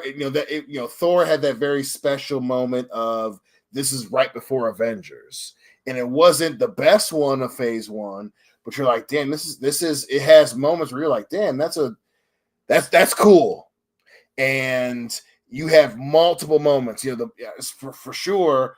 You mentioned it when he becomes the Void, but you have those moments where, the subtle ones where, hey, they're all fighting each other and they realize that, oh shit, we're going to be exposed. We're not going to be exposed. They're going to firebomb us here, and we're all on the same side. And that slow builds up to where you see the Red Guardian. That one stretch of the film is a very fun stretch of the film, and It's fun, and I would easily put this on the same level as the first Thor. I will, while I don't disagree about liking it and stuff, I can't put it on the level of the first Thor, because Thor is I guess I'll call it a guilty pleasure for me. I actually really like the first Thor movie. There's something about that movie that really, I just loved it. I saw it a couple times in theaters. Chris Hemsworth does a good job, but I like the humor. It actually made me like Natalie Portman. I love the dialogue. So Thor, I would put this if the God tier level is like the first Avengers, the first Iron Man, Winter Soldier, Civil War, shit like that. This lives for me in like a Guardians 3 level or 2 level, where I really liked it to, like, thinking back on it, I liked it enough to where I will watch this again, and I might watch it before it hits Disney Plus. Like, I was trying to be very stern and objective when I did the review. I didn't want to come off as a fanboy, but the more I think about it, it was enjoyable, and that's what life is about, enjoyment. So this I'm very happy to report back, at least from this channel, that WCBS gives this one a thumbs up. Like, check it out if you're looking for fun. Even our friend Marcos in the chat said it was pretty good. It had a few corny jokes. Yeah, it has some corny jokes, but you got to go for the humor. Like, if you're telling a story, if you're making jokes, even as a person, you can't just wait for the. You gotta wait for the right time, but sometimes a little more is a little more. And I liked that they went for it, and it wasn't saccharine, and it wasn't. There was no message. This movie was very much self-aware. It was better than both Suicide Squad films. They did anti-heroes better than I've seen in a while. And I would I'll tell you this. If you got the money to go see this one, I don't think you'll regret it. It's pretty fun. See it with a large crowd of people. And you won't regret it. It's so nice, dude, to like actually say this about a fucking Marvel movie. Like, Yeah, normally, dude. Like I will easily say, listen, a lot of the pre-release hype was they were saying it's the best Marvel since Endgame. It's not that, but it's a damn good one. It's not that the hype betrays it a little bit. You know, if there are any points that I take away from it, it's the context of when it's coming out. And that's, you know, that's one thing that you just, at least in my book, you can't ignore. And if this came out, if Marvel had kind of come back a little bit before this, we would be like, this is great. If this came out between, this level of movie came out between the first Avengers and for sure, Age of Ultron, we'd say it's great. It is very good for what it is, when it is. And, you know, it's an example of what Black Widow should have been. You know, it's exactly one of the best thing that we came up with on the way back. Marvel's been, you know, the MCU has been, it's been a shitty girlfriend and a shitty Boo Thang. And Boo Thang broke up with us, left, and then came back. And she's like, yo, I'm different, baby. I'm trying to be better. And you're like, if this movie is you being like, okay, you're trying to, it's good enough. It is definitely 100%. Boo Thing's coming back. I know that I fucked up with Captain Marvel. This is what Black Widow should have been. 100%. I'm glad you brought up the Black Widow because I hated that movie. Like, I know 2020 was this year for everybody. Hey, look, that's fair, man. Taste is subjective. Me personally, that was down towards the bottom, but Thor Love and Thunder is dog shit to me. Like, Thor Love and Thunder, you have muted yourself, buddy. No, I didn't mute myself. I was doing a bit while you were going on. It was for the visual fans looking at the Chocolate Demigod. That was... That's my boy! That's my boy! That's why I love you, you degenerate son of a bitch. Baby, leave it cracked. Leave it cracked. We are world class after all. We are world class. You damn right. Okay, so let me check in with the chat real quick, and then we're going to start talking about some stuff. Nick and Kendo, thank you guys for waiting this out. It was a lot to talk about, but it's all good. Yeah, shawarma. I want some shawarma. I could go for. Well, no, I wanted to ask you guys. Did you like it because your expectations were so low that like this met that low expectation? You're just like, oh, it's good now. Is that why you liked it? No, it actually had like David Harbour is a fine actor in terms of like when I say fine, I don't mean like when I say a woman's fine, that means it's a compliment. When I say you're a fine actor or it's a fine movie, it means it's passable. Like David Harbour is a fine actor. Like he is serviceable in all of his roles, but he's really good as Hopper. I liked him in this movie a lot. He was the heart and soul and the humor. Like that dude was fucking funny. And so if you like him, you'll like this. Nobody was bad. Like even the people who can't really do the comedy or really have a presence, like what is her name? Something Cayman John or John, the chick that plays Ghost, the mixed girl from England. Like whoever edited this movie did a great job because they knew what didn't work and they cut that shit out. It's just all the best parts. And so to answer your question fully, it's no, Nick, my expectations were very low for this movie, but unlike Justice League where I went like, this is, not as bad as I thought it would be. When does it get garbage? This is more of like, this is actually very watchable and something that could be watched again in a way, like you wouldn't watch it for Easter eggs. You wouldn't watch it to like try to build a bigger narrative for the MCU, But this is one of those, like, if I'm up at Dion's house and he puts on Thunderbolts and we're having a couple drinks, maybe some California shots, and the kids come in and we start talking about it. It's kind of like a movie that you can put on in the background for everybody, and everyone's gonna have a good time with it. Do you think it's going to have a ridiculous drop off like the previous Marvel movies? Like people are just going to not going to watch or not going to care about it, and it's going to have a 60% drop off. I'll take it even further. I don't think this is going to be a big hit. Oh, and that's the tragedy of it. I do, like, you know my opinions, you know how I feel about this movie, but I do believe that this movie's gonna flop, and I don't want it to. Oh wow! I feel that because people are burned out. Okay, Dion, what about you, man? Do you think this is gonna be a big hit, or do you think it's gonna kind of shit the bed? I think it's gonna be a modest success. I think it's gonna be one of those, early films where maybe doubles his budget to make it back at the very least to warrant more involvement. I don't think it's going to be a hit. I think it is very likely that it ends up being a flop because of everything going on. But also, I think it's going to be. I would put money on being a modest hit. Maybe even though we saw its performance as a negative, it's going to do the same as, Batman, Superman, Dawn of Justice, where it makes, it doesn't make $1 billion, but, it makes a couple 100,000 where it's like, it was good enough. Dude, you brought up the Zack Snyderverse. I can comfortably say this is better than most Snyderverse movies. Like I would, if you're like gun to your head, like I would rather watch this than BVS, Suicide Squad, like all of them. Dude, we're getting ready to erase the Snyderverse in July with Superman. I really want Superman to succeed because I do like the character. Like, folks, I may talk about Spidey. He may be the character that inspired me to do comics and all the stuff I love. But Superman, there was a time where Superman was my favorite over Spider-Man. And so I'm always pulling for that character because I know the history, I know what it represents, and it's Superman. Like, there are some, like, I watched about 2 months ago, I put on the Christopher Reeve movie, and I just felt great watching it. I was like, holy shit. Like, I do believe a man can fly. So I want that to carry over to this next one. That being said, though, this movie we watched, The Thunderbolts, personally, I would put it above so many DC movies.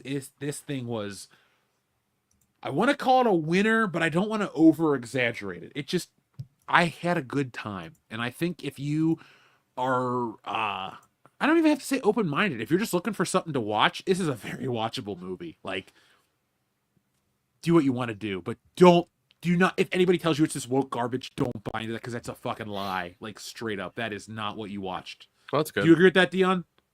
100%. 100% agree with that. All right, folks. So that was Suicide Squad. That was the Thunderbolt. And I liked it. I made a mistake. No, that was the Thunderbolts, folks. We recommend it. You should check it out if you have the means to do so. If you're not interested in that, well, just watch our review and you can get the whole story right there. But let's talk with the audience before we start talking about sinners and other pop culture related things. So our friend Adam Alford says, you guys use the USS Nathan James. It's on the way of being decommissioned. I think it costs to film on there with crew around $30,000 to $40,000. Jeez. That's not much. Yeah. And we can make our Under Siege 2. Yeah. And we could just scrape off Nathan and replace with Kevin. It could be the USS Kevin James. Or we could change it to the USS Nathan Jones if you're a wrestling fanatic. There you one of the two. Or we just call it the USS Famous Nathans and get a sponsorship. There you go. Hot dogs? Yep, all the winners we could eat. Isn't that every man's Get dream? in before the 4th and let's make some motherfucking money. Are we going to play Real American while we're on the bridge? I am a... Damn right. Damn right. That'll be the music that plays whenever the siege happens. All 4 of us are taking us home some Staten Island honeys that we ain't going to talk about on Monday morning. You did? Yeah, but you'll remember them forever because you got something that won't go away. It won't stay in Vegas. Wait, the way you said that, though. Hey, it's Staten Island, all right? Bro, I have hung out with some East Coast girls. It looks good. It ain't good. Just putting that out there. No, I think Nick and I have talked about making a short and doing stuff for you guys. That's in production. We don't want to over-announce. We don't want to announce stuff too early because people get excited and then, you have to wait. We don't want to keep you guys wait. So just let's talk about other stuff, but there is stuff on the back burner from WCBS Beyond Comics. We're taking it to the top, guys. There will be a Mount Rushmore one day, and we'll be on that Mount Rushmore. Not of disappointment. Thank you, though, Adam Walford. Adam Walford is back again with another very generous super chat. He says, then remake Under Siege 2 and Jeff be the hacker villain and Script Doctor as Nick's nephew. Ice-T as the evil ex-military bad guy on a steam-powered train instead. And Rob Schneider as the president. I feel like Rob Schneider would be down for that. Rob Schneider's, he's... I like Rob Schneider. He doesn't give a fuck these days. Listen, he gets on my damn nerves these days, but he's earned enough in my camp to be like, it's Rob. Dude, I would love to interview him because unironically, I love Deuce Bigelow. I really enjoy The Hot Chick. I like the Beverly Hillbillies movie. And overall, like, if you talk about positive to negative in terms of like quality of work, he's on the more positive side for me because he makes me laugh. So I would have to ask him. I would have to interrogate him about Surf Ninjas. Like, how the fuck did that happen? And like, why is there not a part 2? Listen, I'd be giving him a hard time about. Listen, Rob, you being a little bitch these last few years, man. You gotta knock that shit off. But you still one of us. Like, not only me, my entire family fucking loves Rob Schneider. Like, it's he's one of us. But I'd be giving him a hard. I admittedly would be like, yeah, come on, Rob.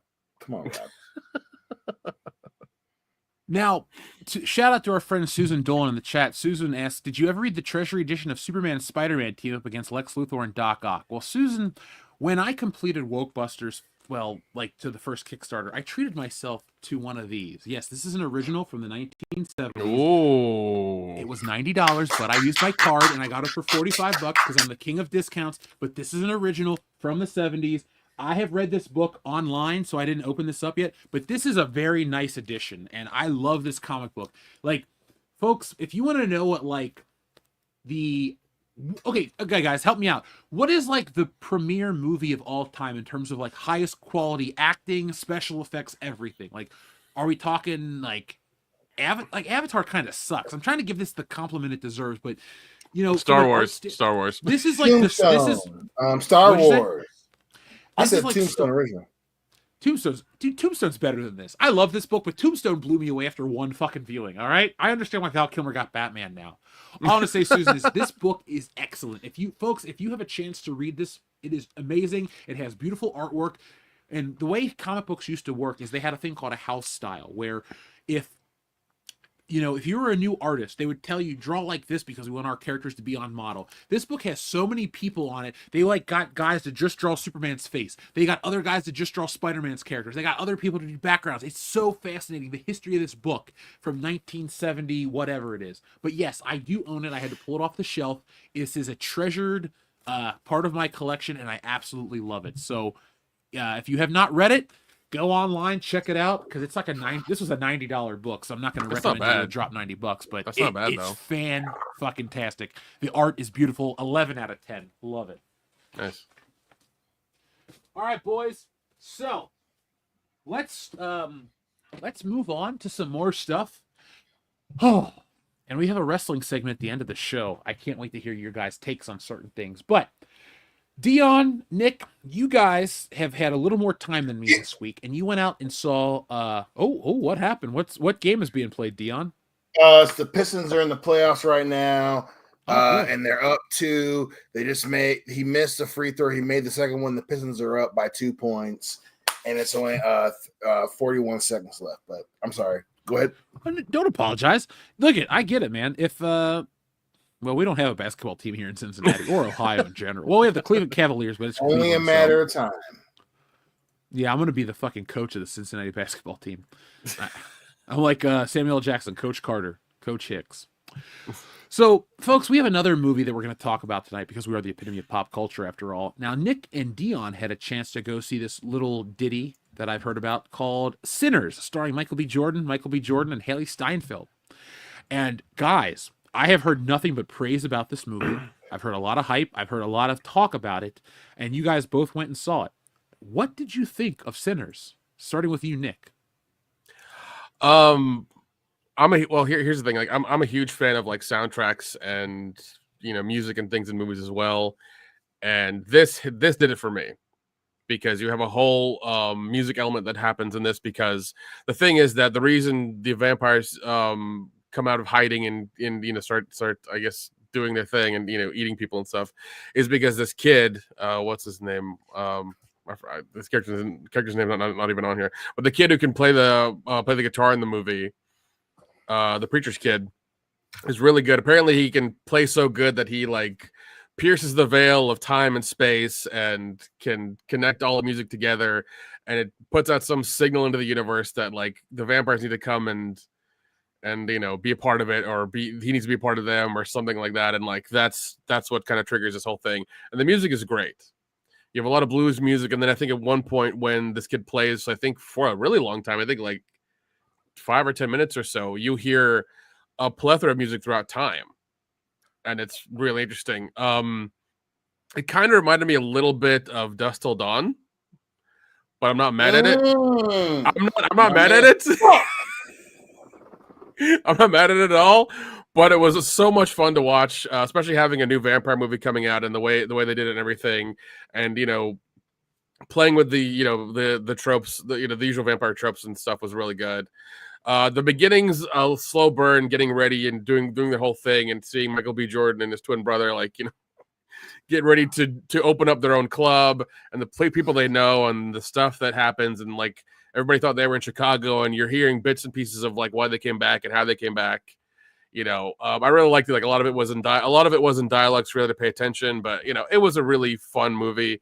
I enjoyed it a lot. It even the ending of it was great. Like I had no idea they were going to go that far. It was amazing.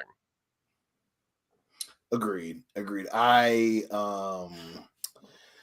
to your earlier point about the soundtrack, it was fantastic. I mean, it's definitely if you are specifically a blues fan, but any music fan is going to love this movie, but if you are specifically a blues fan, the story specifically plays into that, especially, because it takes place in rural Mississippi. So there's a lot, they pretty much, don't get me wrong, especially with everything going on, we all worried about the preachiness of it. The time frame makes sense very early on, and then they lean very much into the soundtrack. So a lot of the soundtrack is part of how, if you love shit like the Beatles movie that came out in 2007, 2008, if you love shit like Remember the Titans, where they really try to heavily blend the soundtrack into how the story is told on top of where the story is at, you're gonna love this movie. The soundtrack is the soundtrack's almost a character in the whole thing. So definitely it is. Yeah, to Nick's point about drawing the vampires, and that's a real thing, so at least they stick to a lot of well-known vampire lore, but they lean heavy on this dude can play. They do it in the beginning where they show the kid coming back to the church, and it's like fuck fuck you, Jalen Brunson. He just made a 3-point, and it's 4.3 seconds left. Did they lose? But, the Knicks over the Pistons. Patrick Ewing's coach. God damn it. I love Patrick Ewing, but fuck Patrick Ewing right now. I know Pete's losing this shit, but yeah. So there's a part where they're showing where the vampires hear the kid playing, and like they're all jamming. And this is the one negative. It's a little heavy-handed, but he's playing guitar, and you see like the Jimi Hendrix character, and you see other characters through time, because Delroy Lindo, who's the man, is like, our ability, you can reach through all time. And they go very heavy-handed with that part, but then you see like, the vampires show up, and they play a little ditty, and it's good. And he's like, man, I just want to come in, and we got some money, and he gives them the 2 gold pieces. Yep. And that's when you're like, oh shit, but to Nick's very point, the soundtrack is its own character, and it makes it very fun. It does. Yeah. You have one of let's see, Stack. Jordan. Michael B. Jordan plays two characters, Stack and Smoke, and I forget kind of who's who, but one of them has a wife in this Mississippi town, Annie, and she kind of plays the voodoo. The person who knows voodoo. I shouldn't say voodoo queen because that's not her role. She plays somebody who knows old school medicine and things like that, had grind leaves together and make medication and things like that, but she also knows about supernatural stuff, and she's kind of like the point to where she thought it was demons, but then she's, oh, these are vampires, I've only heard about them and passing, and she kind of goes into the lore about them, and I think at one point they have to eat garlic to make sure that they're not vampires. Yeah, and that's one of the best parts of the whole movie. Yeah, because Delroy Lindo's in it, and he almost fucking chokes, and they almost kill him. And so to Nick's point, where it's not his wife, but for folks who in kendo you specifically. So when I say folks who like this, just know that from here on out, I'm mentioning you specifically. People who love the historical significance of prohibition, this has a lot of ties to that. So Smoke and Stack are from Mississippi, but they were essentially strongmen for, and at least in the movie, they were strongmen for Capone. So they were fucking booze runners, and it's them coming back to town to open up their own speakeasy, and that's the start of the movie. So they're coming back, and the one brother's got the local voodoo girl, not his wife, but they were in love, and then the other brother's got that badass snow bunny who's a problem, and shit goes down that plays into the end of the movie. But they're essentially, hey, if you love, that's one of those things I was mentioning earlier. If you love the Untouchables, this kind of plays into that same time period. Yeah. And Michael B. Jordan, listen, don't get me wrong, he's in everything. He's kind of annoying. He does a great job of playing twin brothers who are two Southern Negroes who go up to Chicago, get in some fucking trouble, and coming back to a very Southern music associated, we'll say, right for a horror movie conservative South. Yeah. And even them going around town and asking people to help them out and doing deals and hustling and things like that is impressive for them to to hear them talk about that, because everybody thought they left almost 10 years ago. They came back oh, why are you back? Oh, we didn't like Chicago. We're going back here to make our own stuff. So that story, and a lot of that, once again, a lot of that's in dialogue, and you kind of figure out why they've come back as well. Right. But yeah, the vampires are great. Even they have their own song outside before kind of things pop off for a bit there. I think they try to come in and they have their own little music number as well too outside. They're all dancing to it and everything. Yeah, well, they have their own. They're doing their own little folk song, and that's kind of the tie-in in terms of the lore of the movie. So they do a really good job of the vampires showing up, and then their numbers increase, and it makes sense in terms of what's going on. So in the beginning, the brothers come back.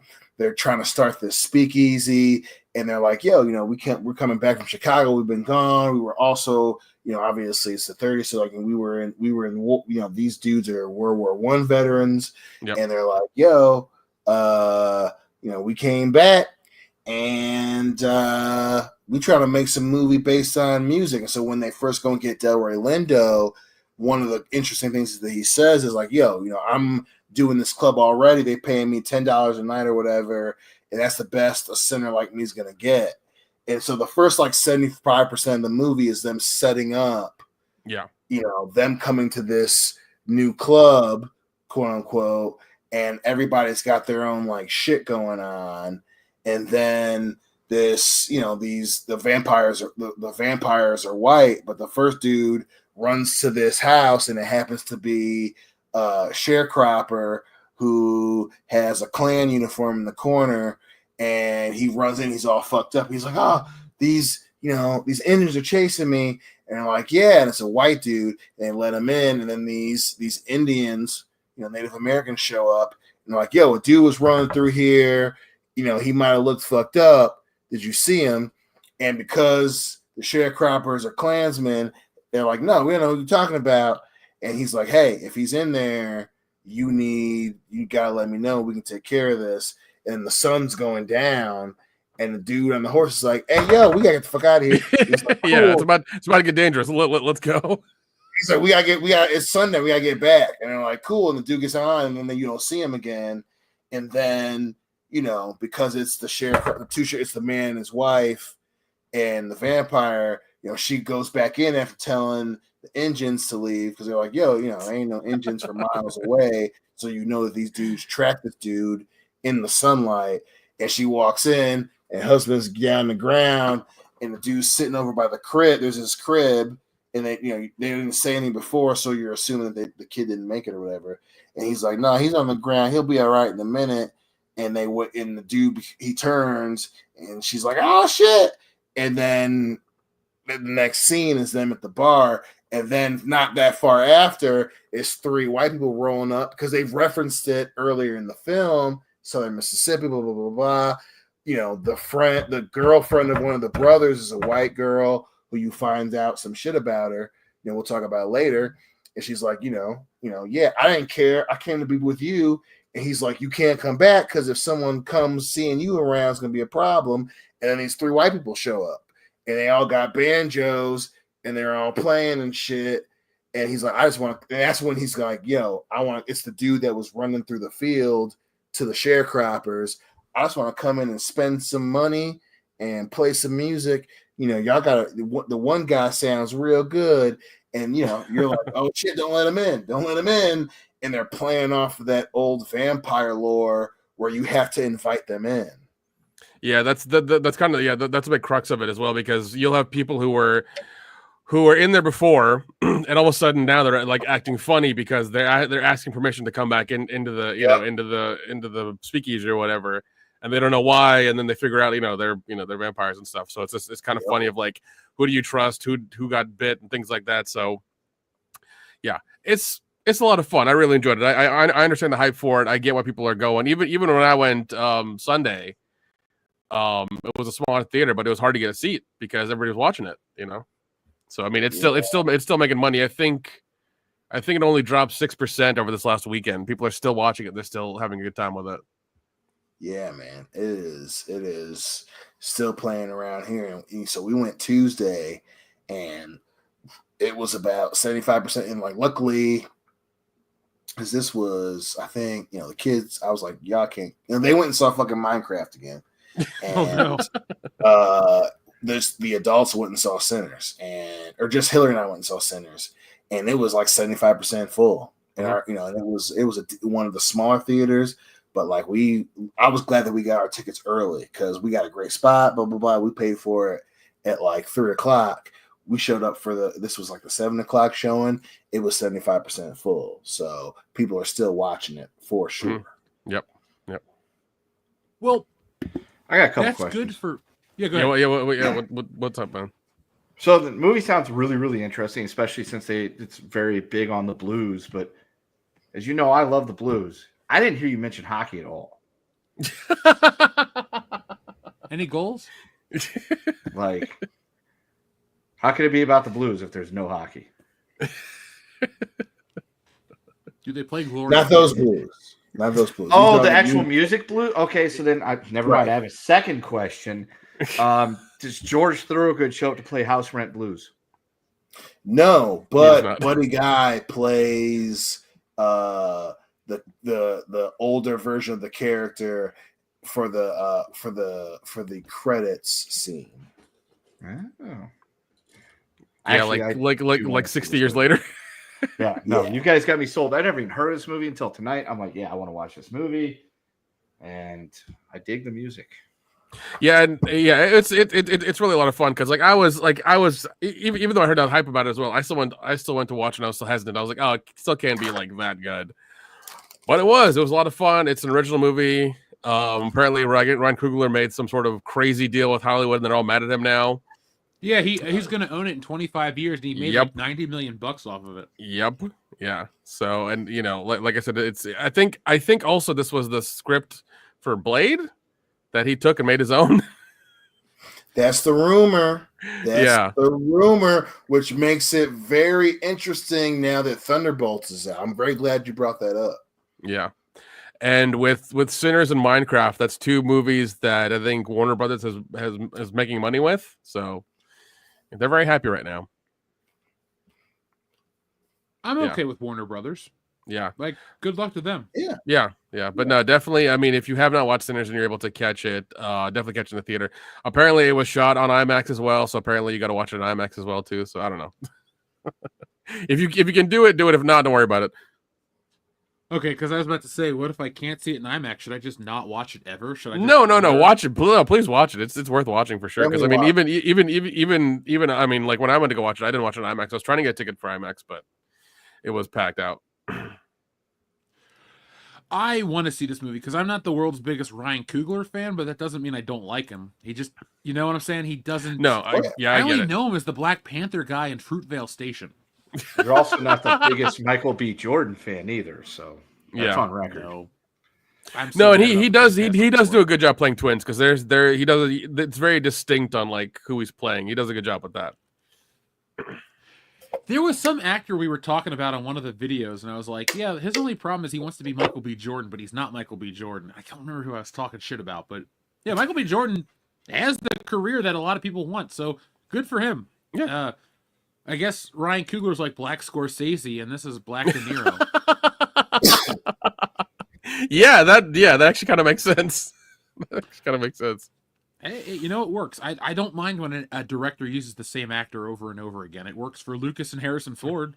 Yeah, so. Yeah. But no, I was like you. I was hesitant. Like Ryan Coogler, new movie. What the fuck is it going to be like? Is Ryan Coogler just now the new the brand new Jordan Peele or something? Is that what's going on? But that's not the case. Jordan Peele. I mean, in terms of relevancy, yeah, it's a very good comparison. Yeah, I mean that's what I was worried about with Sinners. If it's going to be like overly preachy or things like that, it's not. It's a really good movie. I mean, you do have those time appropriate things that happen in the 30s, obviously, but it's not like overly done. It's done. It's done to perpetuate the story. So that's good. So on a scale of 1 to 10, where would you guys rank this? Because I don't know what to compare it to. Ooh. But like this, is it a watch it, own it, or stream it? No, there's a watch it. This is definitely a theater experience. You need to experience this in the theater. This is a watch it and an own it. Like when this comes out, go and buy it. It's a good movie. Yeah, I'll probably. Comparison is very good, Nick. Do what now? The Dusk Till Dawn comparison, very good. Well, because I love that movie, and this kind of reminded me of it because it doesn't do the full left turn thing like Dusk Till Dawn does, but it has an element of it's kind of the same thing where these people are in a club in some sort of place where they're having fun and stuff, and then kind of things shit hits the fan, and they have to make a decision, and they can't really leave the area. So that's kind of what reminded me of that a little bit. Hey, speaking of From Dusk Till Dawn, did you see Robert Rodriguez was on Rogan this week? Yeah, I watched some of those clips, man. That was a good episode. You gotta check it out. Yeah, Robert Rodriguez, man. He hasn't done a lot lately. Yeah, but do you need to? That's also true. I mean, he's the man. He's the man who could always come in under budget. Well, he also owns Spy Kids, which makes him very rich. Yeah. Even though I think I'm gonna go see this movie this weekend. Yeah, man, go check it out for sure. Dude, it's worth it. It's definitely worth it. It's a fun little hoodoo ya voodoo movie. Very much so. Yeah, it is. It is 2 hours and 20 minutes long, according to Google. So, but you don't feel it though. You don't feel it. You really. That's what I was going to ask you. How does it feel? Because I had heard it was a very long film, but it's long, but it's one of those things where it's like it has to be this way in order to tell the story. The beginning is very slow. I'll tell you that, but it has to build so it has to build out the universe. That's the problem. You have to kind of build out. It's going. Yeah. Yeah, once it gets going, it really does get going. But yeah, it's one of those things where it's like it has to build everything out for you. It can't just like drop you in and like, let you go. You have to, build the parameters and everything of what's going on. But they do a good job of it. They really do. Yeah. This is like our most positive episode in a decade. The entire decade we've been around. It's weird. It's weird. Well, it's really nice feeling this level of satisfaction when watching a movie. Like, I can only speak on the Thunderbolts. I can't speak on both like Dion can, but I'm optimistic about certain things that are coming out this year. Is there anything on the docket that has you guys really pumped that you're just like, I can't wait to watch this? Because Fantastic Four and Superman. Like, I'm actually pretty same jazzed for Superman for me.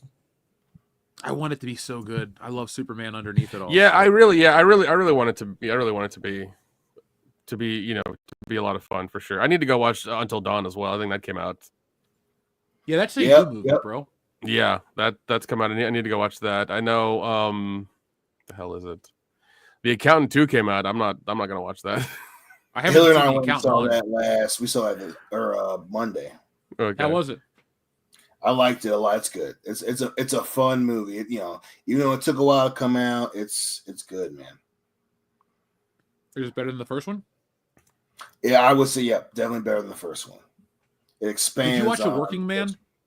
Yeah, I watched it. I watched Working Man. Yep, we watched it. I liked that one. That was just fun. That was a lot of fun. Just Beekeeper, but it was still. I love A Working Man. Yeah, I'm a sucker for a Jason Statham movie. Anyways, like that. I got no problem watching him. It's fine. We know how you felt about Operation Fortune, Nick. Dude, I watched it last night as well again. Oh, really? Yeah, I love that movie. It's the perfect combination of action and comedy. Like it's just and spy stuff. Like it's just got a nice, it's got everything you want in it. It's really good. I've been beyond working this week. I've been watching a lot of Lupin the Third. So, folks, if you know what that is, you know what I've been watching. That's been my I became a weeb this week. Oh God, we're also getting Jurassic World Rebirth as well. I will skip that one. Yeah, I agree. Like, if you go back and listen to some of our earlier episodes, folks, I am happy to admit when I'm wrong about something. There's no ego or pride involved. One of our earlier episodes, we were talking about overrated movies. I said Jurassic Park. I have changed my tune on Jurassic Park being overrated, but the first one is like really high up there. The second one has fallen a lot, and the rest just kind of fall into this weird window of eh. So I'm going to kind of sit this one out until other people check it out, but I want it to be good. I just don't know what else you could do with dinosaurs and going back to that damn island, For sure, dude. unless they somehow like develop a time machine and they can bring them back like as real dinosaurs, that'd be fine. But like that ain't gonna happen. No terrible idea. Just as bad as bringing them back now. I know. Agreed. I am looking forward to Mission Impossible: The Final Reckoning. I want to watch the second part of that real bad. I can't wait for that. I got a weird feeling about that movie though. I don't think it's gonna be like the last one didn't really perform well. I'm worried people are just over Mission Impossible, but I like that franchise a lot. Yeah, same. Well, I mean, I think this is also a rumor that this is like Tom Cruise's last one, which I doubt. So I think it should be the last one in general. No, I think what should happen is they should give it a rest for a bit and then come back to it. After a while, they need to give it a little bit. Tom Cruise, who's made the franchise, gets even older. Sure, why not? Doesn't seem like a great. I mean, I think it should just be the last Mission Impossible movie. The last one, of what I remember from it, was okay. I kept falling asleep during it, not because the movie was bad, just because I was extremely fucking tired that night when we were trying to watch it. Yeah. The wife liked it a lot, but she's a fan of any type of action movie. If there's action, if there's violence, and it doesn't look like it was made before 2022, she likes it. So that's because she's got a warped standard about what constitutes an old movie, and all old movies are bad. But that's just because she comes from a place that makes all movies look old and bad. So She comes from a land down under? Oh gosh. Does she have a brand new Hyundai? Technically, it's in the southern hemisphere, so yes. Well, there's also what is it? Tron Ares is coming out in October, which they've That done trailer like looks one. okay. They did one trailer for it. So I don't know. I love the Tron. I love the last Tron movie was a lot of fun, but it's taking them too long to make another one. So I don't know. It's been 15 years, bro. Yeah, that's Like Dion, your kids haven't even been alive since Tron's been out. Okay. You don't have to do that. You don't have to do that. Why do you do that? Hey, Dion's back just hurt right now. You're younger than that me, so don't means feel that bad. you feel the time pass from that too, because you were there when Tron came out, asshole. Oh, I know. I'm older than you. I'm not lying. Technically, that statement applies to me too, so don't worry. Exactly. Even though my kid is much younger than yours, it still does. It applies to me equally. Right. That's what his ass was saying. You know, we was young and I was dropping kids. Well, Dion immediately got offended. I was like, hey, yo. Yeah, they weren't alive, so you was there, asshole. Yeah, they weren't alive for Back to the Future either. What are we talking about here? Neither was I. Yeah, neither was half the people. Actually, neither was everybody on the show except me. So, oh Lord, what You are were we alive talking in about here? July of '85. All right. Yeah, I was. How the fuck old was I? 2.5. Even though I'm only 30. It's crazy how it works. See, Yeah, I know. The space-time continuum is a very complex. Oh, go fuck yourself, Doc. Very delicate. You know, Great Scott. I think my favorite Back to the Future moment is unintentionally hilarious. It's when you can see the stuntman wearing the Einstein suit driving the car at Twin Pines Mall. I think that's my new favorite part of the movie. That's a good one. Honestly, Nick, my favorite part of the movie is now Biff, don't con me. That makes me chuckle every time. That's the shit. I like the part where George. I will always get when George is talking to Marty in the backyard, and you can see Marty just struggling with the fact that his dad is a total douche dweeb. When he's like, you mean I'm gonna touch her on her, and he's holding his mom's bra, and he's like, do I really have to swear? Yes, God damn it, George. Did George swear? Like, now Biff. Hey, you get your damn hands off her. God, I love when he visits his dad in the radiation suit, and he's got the headphones on him. He has no idea what's going on. My name is Darth Vader. Darth Vader from the planet Vulcan. Well, I do it the same. Marty, last night Darth Vader came down from the planet Vulcan, and he said if I didn't ask Lorraine to the dance, he was going to melt my brain. Let's keep this brain melting to ourselves. God damn it! I might go watch that later now. Such a great I might too. Movie. God damn it! Did you guys see the article where one of the Bobs came out again and said, at no point will this movie ever get a prequel, a sequel, a reboot. They need to give us or one of us like the keys afterwards in case anything happens. I saw a lot of the cynics in the comments of that were like, well, yeah, until he dies and then they buy it. It's like, no, I feel like he's going to put that into some kind of like trust or something, some way, shape, or form. That man is going to be able to legally bind that shit into perpetuity to where we never get a Back to the Future 4. We never get a Back to the Future -1. We never get any of that shit. You know, we never get Netflix Back to the Future where it's Marty who's black that breaks into a white people's home in alternative 1985. We're never going to get any of that stuff at all because I feel like Bob Zemeckis is smart enough to say, here's how I'm going to keep that from ever freaking happening.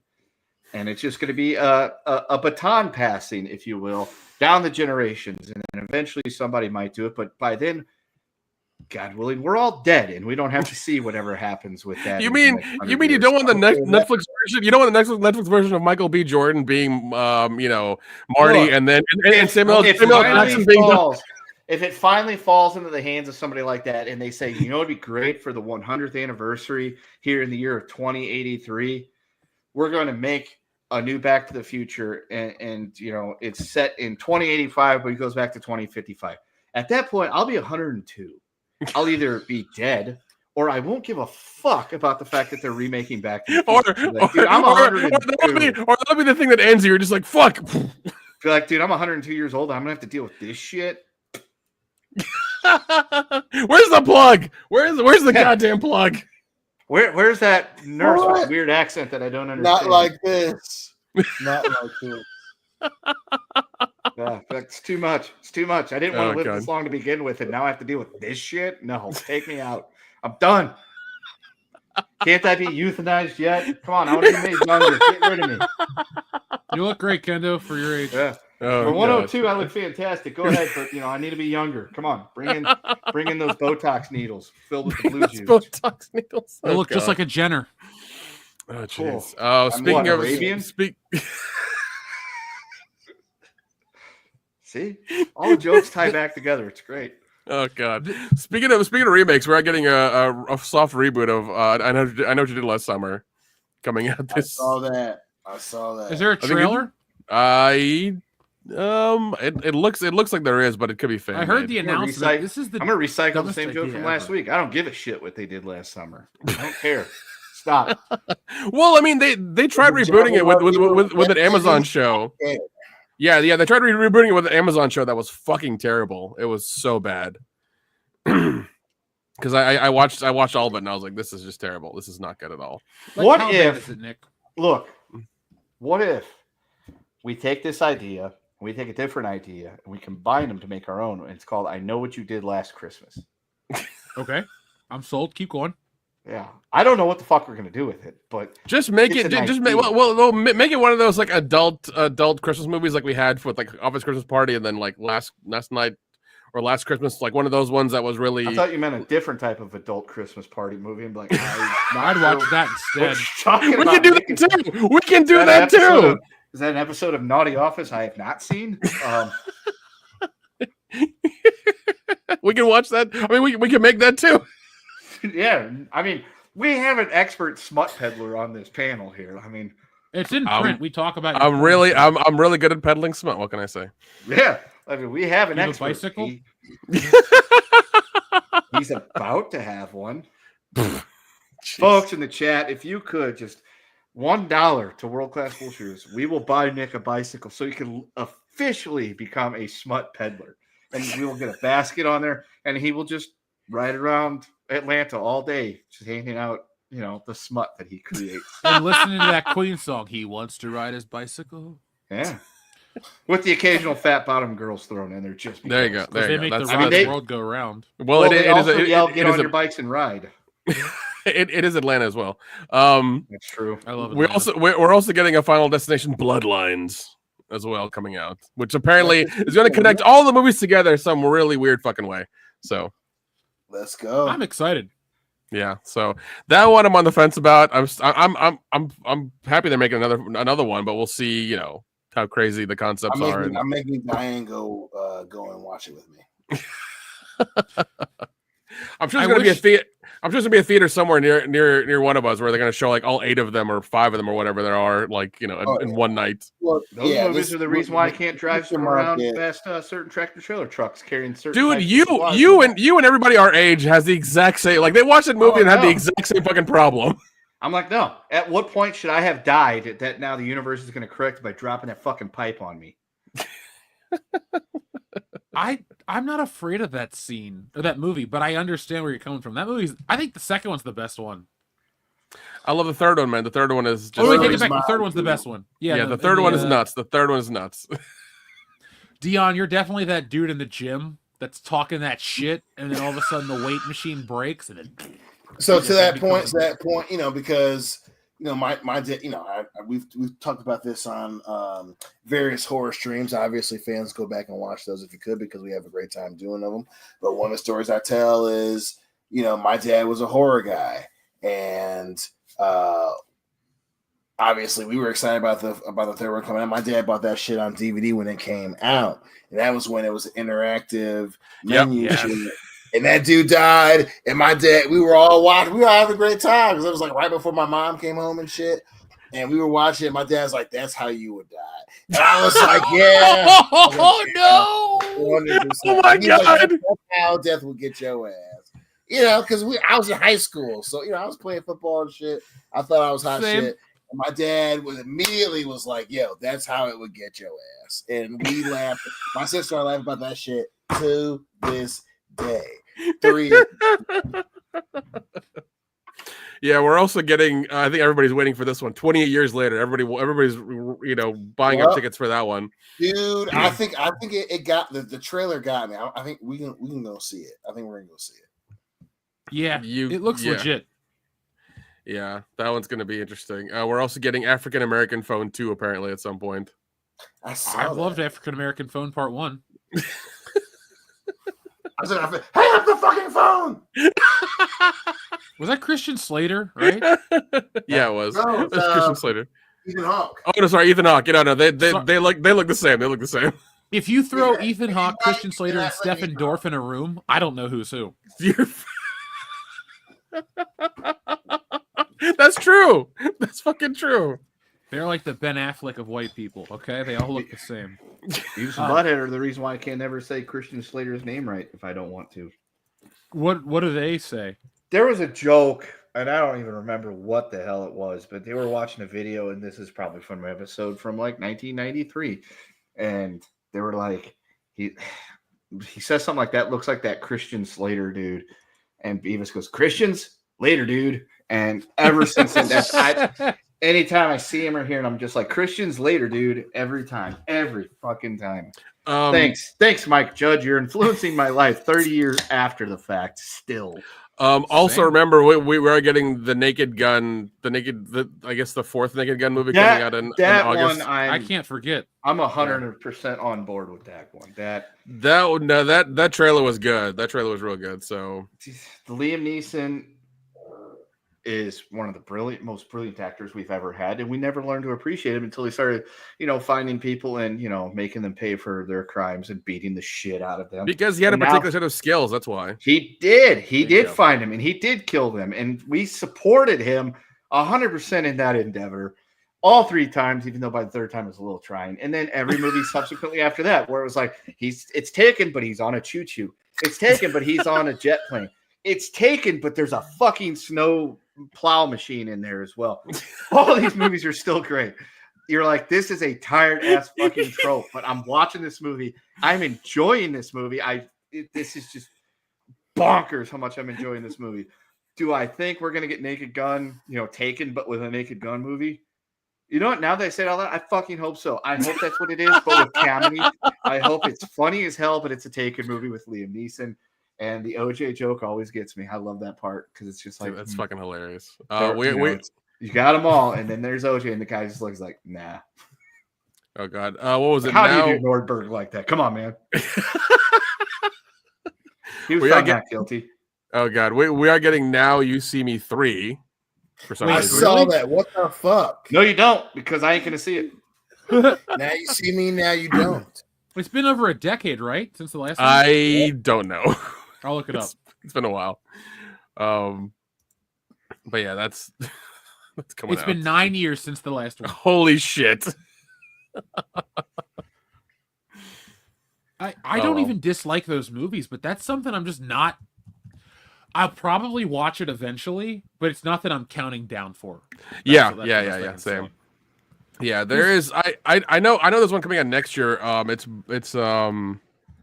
It's an Andy Weir book called Hail Mary with Ryan Gosling, and Shakur. God, I've read the book a couple times. It's fucking awesome, and I doubt they're gonna make it as good as the book. I really do. What if the movie was Ryan Gosling as Tupac Shakur?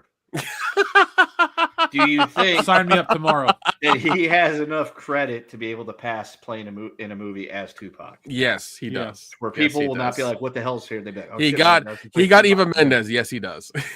Okay. Damn right. Yep. Yeah. Yeah.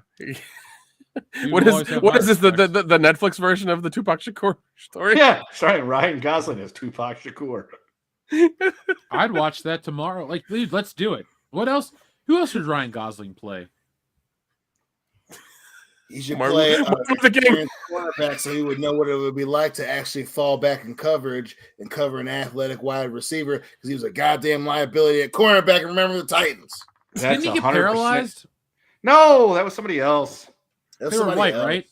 That's Gary Bertier. Yeah, yes, the white guy gets paralyzed. The main white guy. Yes, the main white guy that at the beginning he's all mad at fucking the dude that ends up growing up to become one of the heroin kings of Baltimore. And Dion got it. That's all that matters. Yeah. And Where? yeah, so yeah, he's all mad at him, and it's the oh man, we've got a racial clash here, but at the end they're like best buds. And then he drives away waving like, oh man, I love that black dude, and then he gets fucking T-boned. Right side. I watched Strong that clip the other day and it made me laugh. Oh, apparently this year we're getting Nobody too. Yeah. What's nobody? Is that Bob Odenkirk? Yeah, Bob Yeah. Odenkirk. Yeah, Bob Odenkirk. Yeah, that's from the same company, the same production company that's done John Wick. Like their movies are always fucking good. They're even doing Sisu too. And we're getting Ballerina next Yep. month, right? We are. Oh we yeah, are. John Wick Yeah. spinoff, and then we're still Yeah. getting John Wick 5 next year, right?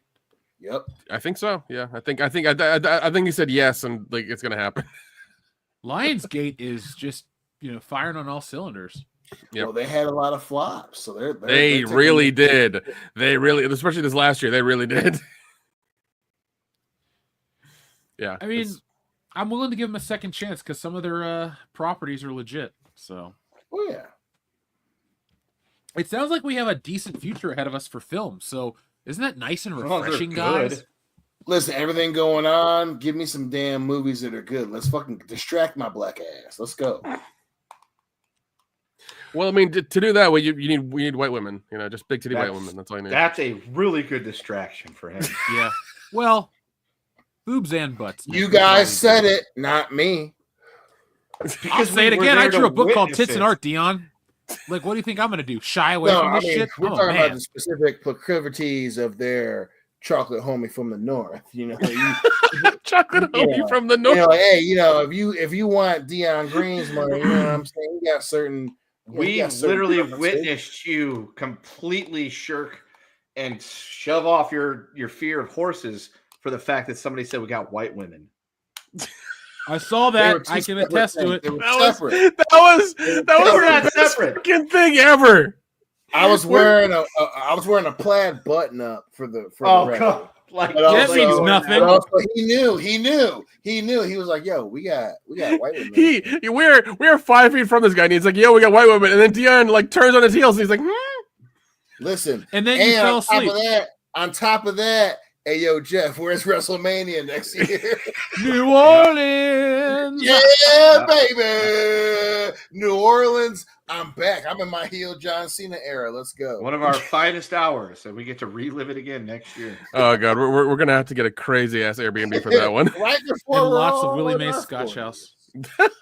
Yes, we are. Yes, we are. Yeah, I've already gave the orders upstairs. I'm like, look, it's in New Orleans next year. I'm going. I'm to the point where like I want to party so hard we may not make it back. Like I don't want to. I'm at the point where I've talked it up so much. I'm gonna be like, "Hey, let me know when you're getting your room." Dude, me and Kendall gotta check out that fucking like what is it? That crazy like BDSM bar or whatever. I don't think it was Oh, a the BDSM dungeon. bar. the That was dungeon, like a the dungeon, satanic bar. satanic bar. Yeah, we gotta go check that shit out. We gotta go find that again. I mean, I'm going too. Don't leave me out of the fun. That's not fair. Yeah. I mean, we walked in and there was a lot of Available. evil looking shit on the walls and red lights. I'm like, Shenanigans. this could be cool. I mean, there was some heavy ass music in there. I'm like, this might work. It was Ghost. No, they weren't playing Ghost. You would know better than me. I couldn't tell a Ghost song from a hole in my head. I mean, I can't anymore. I stopped. I quit Ghost listening to is them pretty. when- Ghost is pretty good. Ghost is pretty good. Ghost puts on a good show. I Yeah, really they listen to, put on a great Casket show. They Creatures. get way too popular. Way too. They popular. have. Well, no, I think don't they have a spin-off group or somebody who did something else called Priest? No, that's just Judas. No, Priest. isn't it Priest Yeah. with what's his name? Fuck. I think Priest is a different group. Okay. Yeah. But I thought it was one of the guys from Ghost who had It was in could that. be. I don't know. I stopped. Look, they had that one album that came out a couple years ago, and it was like very pop sounding, and I'm just like, yeah, no. I liked it better when I felt like I was going to hell just for owning your albums. Yeah. Exactly. Now I feel like I'm going to go to hell because I own this album. I'm a little mad at that band because they got action figures before Beverly Hills Cop. So That's true. Yeah. I got the thing the other day from Big Bad Toy Store. It's like Papa Emeritus 5 in action figure form. I'm like, they're already on 5? What the hell happened? I thought it was Papa 3. dude, I'm not going to turn this into a whole segment, but I am not buying toys for a long time. Their I am prices are probably getting ridiculous. I think I'm gonna pre-order the Apollo Creed from Big Bad Toys that Kendall just mentioned, and I told myself that I wasn't buying more toys. You mean that new one from Haya? Yeah, Yep. I think I'm gonna get that one. I got that this morning, and I was like, I immediately was like, copy link. I know the exact person that needs to see this, and I sent it. I think because it's what I'm saying, your boy. All the pain in the ass my job was, we had bonus week or whatever. And I'm like, I think I'm a fucking I think that's the first thing that I'm doing. Yep. I'm like Apollo Creed. One person that will appreciate the shit out of this. Driving down the road, probably shouldn't have been doing this, but I'm texting Dion the link to Apollo Creed. I'm like, no, I have to tell him right now. If I get killed, it doesn't matter. I gotta get this. I swear I will make sure Pat knows his father knew what figures to send me. Like, your dad actually died a hero. He didn't save anybody. He was a hero. He got me this link to this Apollo Creed figure. He knew I enjoy it every day in his honor. Also, I'm glad that you're getting that fucking insurance money. He was a teacher. It's a good job. But at the same time, Apollo Creed, son, take care of it. Be like, he gave up his life, so I knew this action figure was being released. And I can get my pre-order in. I got 2, one to give to you. I've had this hunk of plastic. I didn't put up my ass. It's a different movie. But, that's a turkey, buddy. That's a watch. No, that's wrong. That's a different guy. Yeah. Let's check in with our audience before we start to shut things down tonight, folks. Hit that thumbs up button again. We've been going for over 2 hours. We've been having a great time. We want to know if you're having a great time. Our friend Darian217 says, I got your email today. I'll enjoy reading Wokebusters when it shows up. Secondly, tickets for SummerSlam are going up for sale. Are you coming to SummerSlam in New Jersey? Joe Rogan hit and run again. I don't know if I'm going to SummerSlam. I'm kind of angry at the WWE. It's a stupid anger, but I feel like they're screwing over the customer and not delivering. So I'm kind of on principle, not wanting to give them my money. But if Dion wants to go to SummerSlam, I'd go. You can just say no. I won't be mad. Like I'm just using that as an out. It's not that it's not that listen. I'm in this weird place with WWE, similar to you, but my thing is, things have pissed me off so much. And the added benefit was I got to spend some very quality family time over WrestleMania weekend. So and not to say that we wouldn't have spent time together. It was one of those things where it's like, you know what? I'm going to watch wrestling, but I'm going to watch it with people that I know like wrestling as opposed to I'm excited to watch the wrestling. That being said, we've been there before to that arena. We liked the arena despite the WrestleMania main event that we got. We got some time before SummerSlam. We'll talk about it, but I'm not going to be mad if I don't go, based on how plateaued things have been with WWE. How about, since you came down for SummerSlam or WrestleMania, I come up for SummerSlam. That way it's like tit for tat. Sound fair? All right, that sounds fair. I like it. The local guys are going to be so upset. They're like, you're not here for SummerSlam? I'm sorry. I have a higher calling to Michigan. Tim Allen's calling me. Pure Michigan. That's the pyramid. Dude, I loved those commercials I can't even say as a kid. I was in high school when they would air, like right before I went to college at Michigan State. They're like, pure clean water, this and that, blah, blah, blah, Pure Michigan. Your journey starts at puremichigan.org. I'm like, cool, let's go to Michigan. And then you go, and it's fucking Michigan. Now. Listen, my kids would be like, yo, man, it's pure Michigan. Like, even, obviously the weather would be pissing everybody off up here. But, it's not that similar, obviously, from has it been raining like crazy? It's been, listen, we had, it rained today, but The only reason people haven't started putting barrels in their mouths and pulling the trigger is it's supposed to be nice tomorrow. But the last month, it has been off and on. Everybody's just like, damn. Dude, I was taking packages to the post office, like the Woke Buster stuff. I had to like wrap it in my shirt and run in because I got to the post office. We've had torrential rainfall every day in Cincinnati. It has sucked. Like, we have like record rainfall. So, damn. I'm ready to go somewhere arid and dry, like Arizona, where some of our listeners are. Or Las Vegas. Yeah, let's go to Las Vegas and let's go outside of Las Vegas County, if you know what I mean, Nick. We're the only not married ones here. Exactly. There is no Las Vegas County, it's Clark County. And you're talking about Pahrump, and that's fine. Like an hour away. Let's go. I'm a local. I know the terms. All right. Cool. I mean, it's on the fucking road called the Clark County Beltway or whatever it was. Never mind. Shut up. Take the last train to Clarksville, Kendo. Anyway, we have a button request from our friend Darian. Did you see that guy accidentally hit that moose with his car? No. Holy shit. Jamie, pull that video up. Oh my god, oh my god. Oh my god.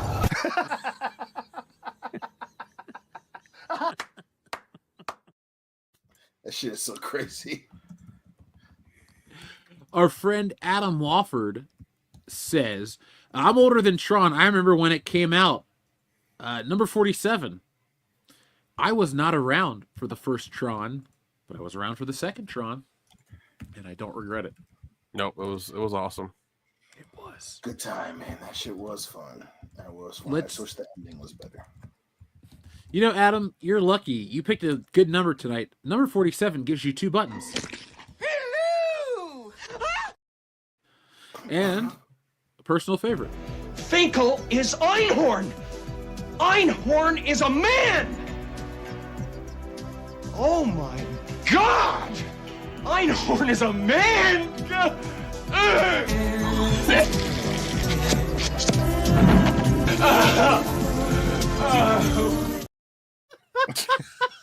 Remember when the people were trying to get that scene canceled a few years ago, and everyone's like, dude. Yep. Actually, I think Ace Ventura just came out on 4K or is ready for pre-order. Like there's a steelbook and a regular one right now, so you can watch that offensive scene in 4K. I think I need. Well, I'm not offended by it. I'm not offended either. I just don't need to see Jim Carrey's naked ass in 4K. There's that. What is a movie that you guys want on 4K more than anything? Folks in the chat, I want to know what you want as well. I need a Roger Corman Fantastic Four. Good luck getting that on videotape. I ask a question and I don't have an answer because like I have all my favorite movies in 4K. I was watching Army of Darkness this morning. I don't know. Is the Goldeneye. I want Goldeneye in 4K. Ooh, okay, has the Ninja Turtles movie been out in 4K? If so, then I don't need that. Tombstone in 4K would be great. That's coming out. That's coming out actually. Pre-order. It's pre-order right now. Yeah. Yep. Kendo's got my phone to order it. Kid's got my phone. Probably watching Booba or something stupid. He fucking loves Booba and Paw Patrol. His birthday was the other day. Kid's already 3, and he got the Paw Patrol lookout tower for his birthday. So now he's got a thing to play with for all his Paw Patrols. I know more about them damn dogs than I would ever thought I was going to know. I feel like Paw Patrol 4K would summon Satan.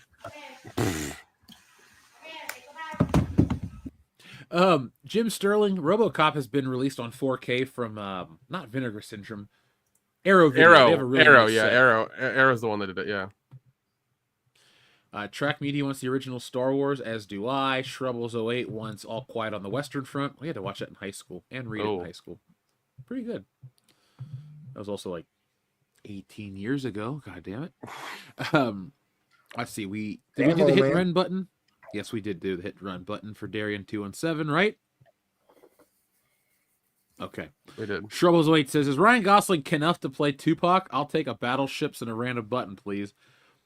I think Ryan Gosling should play Tupac and Biggie in an East Coast versus West Coast film. Ooh, sign me up. Do you want to make $1 billion? Because that's how you make $1 billion. I want to make the first $1 trillion picture. We should also have Ryan Gosling play like Maya Angelou, Gandhi, and Pocahontas. Ryan Gosling with that fake Indian accent playing Gandhi. Dude, I'll direct the whole fucking thing. I don't give a shit. All right, Nick, let's acquire some money and just throw, like, Ryan, we're going to give you $27 million to play Gandhi, but you got to shave your head. You wear a bald cap, but you got to wear the makeup and do the voice. He's got to do the voice. He's got to do the hire fucking, Hank Azaria he's to got to do do the the fucking Indian call center voice. That's what he's got to do. I'm in. By the way, there's disappointing news. The Tombstone 4K Steelbooks the pre-orders have been sold out.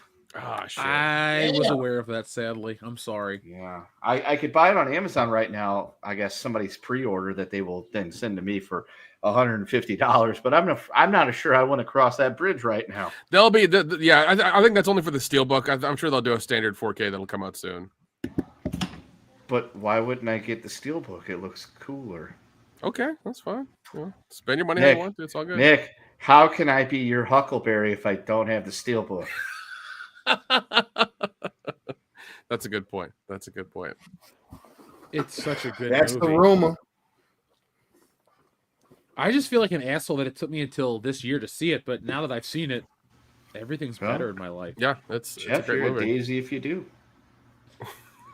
Well, I understand what you mean, but thank you. Nick's no daisy. Nope. The strain, Oh, well. the strain was more than he could bear. Let's see. You wanted a random button? Let's give us a button, you lunger.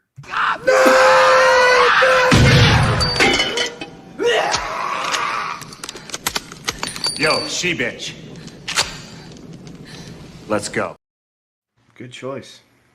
I was watching it this morning, bro. It's a great movie. Dude, it's such a good movie. Such a good movie. You know what? Let's give him one more.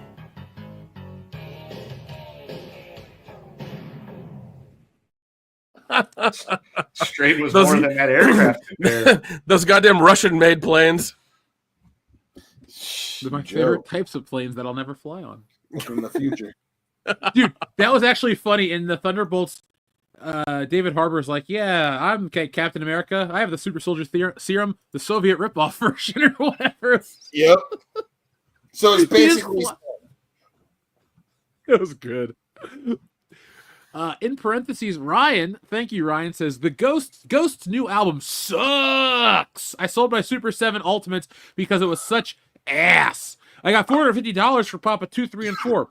No Priest is not Ghost, LOL. Okay, cool. Just making sure. I thought not a bad haul. Yeah. Dude, Ryan, it's nice to know somebody else collects Super 7. So I was so pumped with the Super 7 Power Rangers figures that were coming out on pre-order. Then they started showing up. I canceled my pre-order. They actually gave me a full refund. The only Super 7 figures I own are the Megazord and the Zord figures. Because there's something about Super 7. They look great in the pre-orders, and then you get them, and they suck. So I'm glad you got some coin out of yours, because... Isn't there something weird going on with action figures now? They're starting to do a tariff, the tariff bullshit to them or something. Yeah, 150%. Yeah. Yeah, I ain't paying that shit. Okay. Buy your tariffs that are buy your action figures that are American made. You won't have to pay the tariff. Yeah, you know, folks, if you buy all American made action figures, you'll spend no money because nobody makes action figures in America. You won't ever get it. But to Ryan's point, as somebody that was a huge Ghost fan for a while, I realized that they were a lost cause when I saw pictures on Facebook of people I knew that had no desire or interest or any idea what the hell metal music was, that were at Ghost concerts with their children wearing their Ghost shirts and things like that. And the same feeling I had when I saw those was the same feeling I had when my stepsister was listening to Metallica's Black album. I'm like, yeah, there's a problem here. I had excused a lot of that bullshit that Metallica had put out. And it's like, I know it's not as good as the old stuff, but, you know, it's still Metallica. When that happened, I'm just like, no, can't do this anymore. And that's how I felt about Ghost at that point. I'm like, it's not the same. I can't do it anymore. I was totally on board when I thought I was, you know, suffering hellfire and damnation because of how much I loved Year Zero. But yeah, when the young girls are suddenly into a metal band, it's like, yeah, we're out. Our friend Dirty D Senpai has a question for Kendo and Dion. Sup, guys? I was wondering about Kendo and Dion's opinions on Bill Belichick's controversy with his girlfriend and the unprofessionalism. And then he requested Uncle Ben button. Guys, what do you have to say? Well, Kendo, so just for free context, obviously, we've broken bread in New Orleans over WrestleMania. So a lot of our conversations, especially when it comes to sports, we've gone back and forth. I don't believe, Kendo, correct me if I'm wrong, we haven't really discussed this. So this is me in terms of my suburban dad buddy I talk sports bullshit with. This is my first time hearing Kendo's opinion on Mr. Bill Belichick. So please, Kendo, I am very hilariously excited to see what you have to say about it. So on the one hand, a dude that's like 70 with a 25-year-old girlfriend seems weird. But at the same time, if you're a 70-year-old dude and you're rich and you got divorced from your wife that you were with for a long time and you pull a 25-year-old chick, good for you, sir. Ride that pony until your heart gives out, because that's probably the end result here. Way to go. Dion and I did exchange a few jokes. He might not be remembering this, when Bill Belichick took the UNC job, and the popular joke was he took a job coaching college football so he could be close to his girlfriend and her friends. And we laughed at that a few times. But the whole thing with the girlfriend, I was more offended by the fact that he sat down for a formal interview with a shirt with a rip in it around the collar. It's like, dude, you've got multi-millions of dollars and you're dressed like a fucking slob. A fucking Navy shirt, too. I think it was a Navy shirt. Yeah. It's like, come on, dude. I get it. You want to be known as like some kind of blue-collar, hardworking dude. But even me, who comes from a blue-collar, hardworking background, I'm not going to show up to a formal interview with a shirt that's got a tear around the collar to make it look like this was the best thing I could find in the heap at the Goodwill. So I was more offended by that than his girlfriend deciding that she had to chirp during the interview.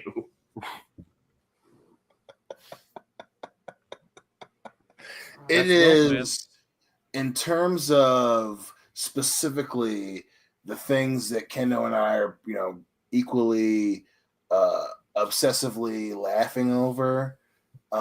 This one is funny because of that. Like, it is hilarious that this dude who is old enough to be many people's grandfathers is fucking around with this 20-something who has an attitude. And, if you ever wonder what it's like to be very, very good at your job to the point where you keep forgetting that it's like, maybe I shouldn't do this, but also at the same time, we all get to watch it fucking happen. Just pay attention to what's going on with Bill Belichick, because this is like he just did a CBS sports interview. This dude he just received a very big job at a prestigious, not necessarily relevant, not football prestige term in football, exactly, for sure. But it has a prestige, and we're talking about his mouthy girlfriend, and it's just so funny. Yeah, it's just so. And CBS Sports is like, it's like she didn't control it, and he's like, well, the narratives were, and she's like, we didn't say anything, and then we have the clip, and it's just so awkward that this guy who is arguably the best in his field, and he's dealing with a mouthy girlfriend on CBS Sports is just fucking hilarious. Which compounds it even more to the fact that if you've ever played organized sports, and not even at the highest of levels, but like middle school, even high school levels, there's one thing you don't do. You don't mouth off to the coach, because that is a good way to get not only a verbal ass whooping, but you're running your ass and doing push-ups until I tell you can stop type of ass whooping. And the fact that you've got Bill Belichick, who commanded every locker room he was in, being fucking, bitched at by this 20-something-year-old girl who probably wasn't even a lot, but no, she was like 2 for his first ever Super Bowl title that he was able to carry around. So this dude won like 6 Super Bowls while she was still in grade school. And he has to deal with her when you know that his ass was in a room with some of the greatest to ever play the game, and none of them would ever raise a voice and or question anything that man said for fear of what he could do to them. And then you got this bitch doing this. Yeah. It's like, dude, man, come on. You're the old ball coach. Like, I've never played for Andy Reid, but I have enough respect for him that if he walked up to me right now and told me that I need to take a lap and then do 150 push-ups, I would say, yes, sir. And I would do that. I don't play for his team. Like Randy Moss, who was a very proud man. Yes. You know, like he went to Foxborough and he like got in line, and they had did everything he was told. Yeah, and he was like, "Yo," like they gave him his little environment, but he listened to Bill Belichick, and they have one of the greatest offenses in the history of professional American football. And he got Randy Moss to come, even though Randy Moss, did Randy Moss, and he left. Like they had a couple years with Randy Moss, and you have this jersey chaser controlling a CBS interview that he's in. That's crazy. That's hilarious. I was like, what?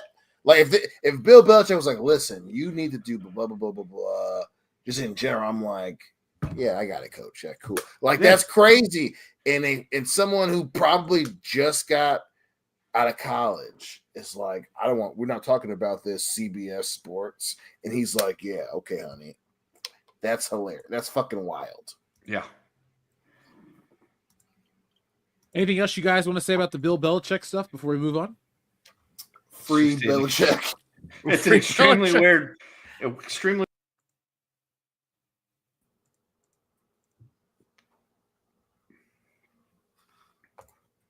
What happened? Everybody disappeared. I was wondering. I'm looking at your screen. I'm like, did Jeff freeze? What's going on here? No, I'm still here. No. He wants an Uncle Ben. Yeah, it's true, and it's right here. Oh, shut your mouth, you thong-wearing fatty! Sorry, it's down here. Who's that Pokemon? It's Uncle Ben. This time I really thought it was Diglett. Diglett, Diglett, Diglett. This time it was still Uncle Ben. Every goddamn time. You know a button we don't get requested enough? This one.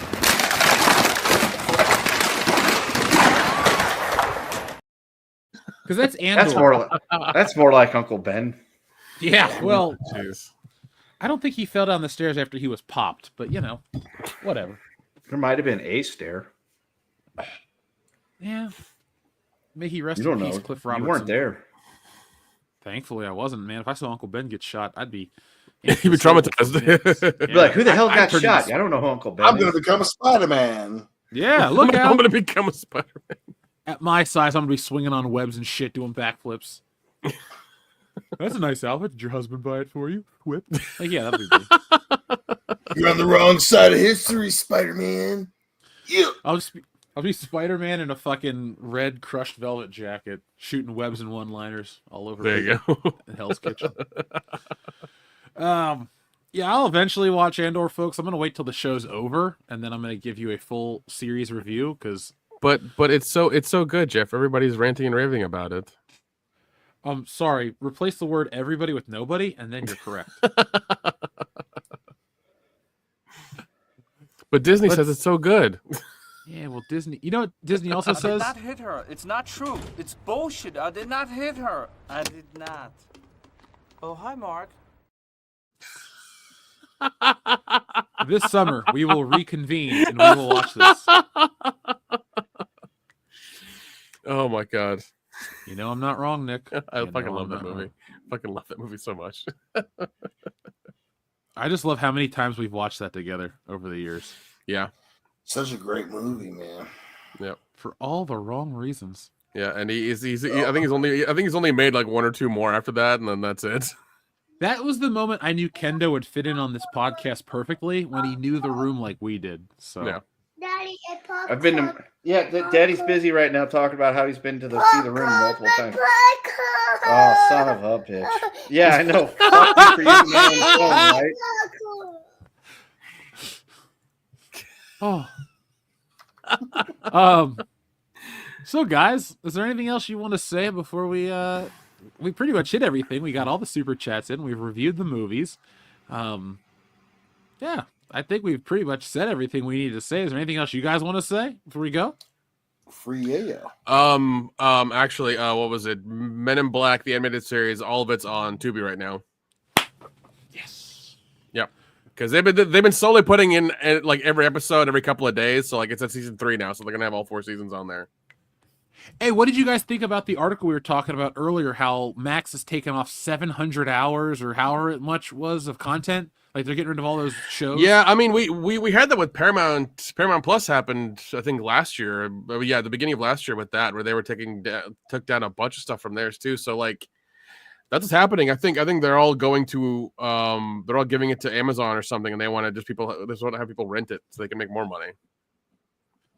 You know, I know that if I wouldn't have been conditioned for all these years to sign up for streaming services, if one streaming service just existed and you paid ads for it, wouldn't be a problem.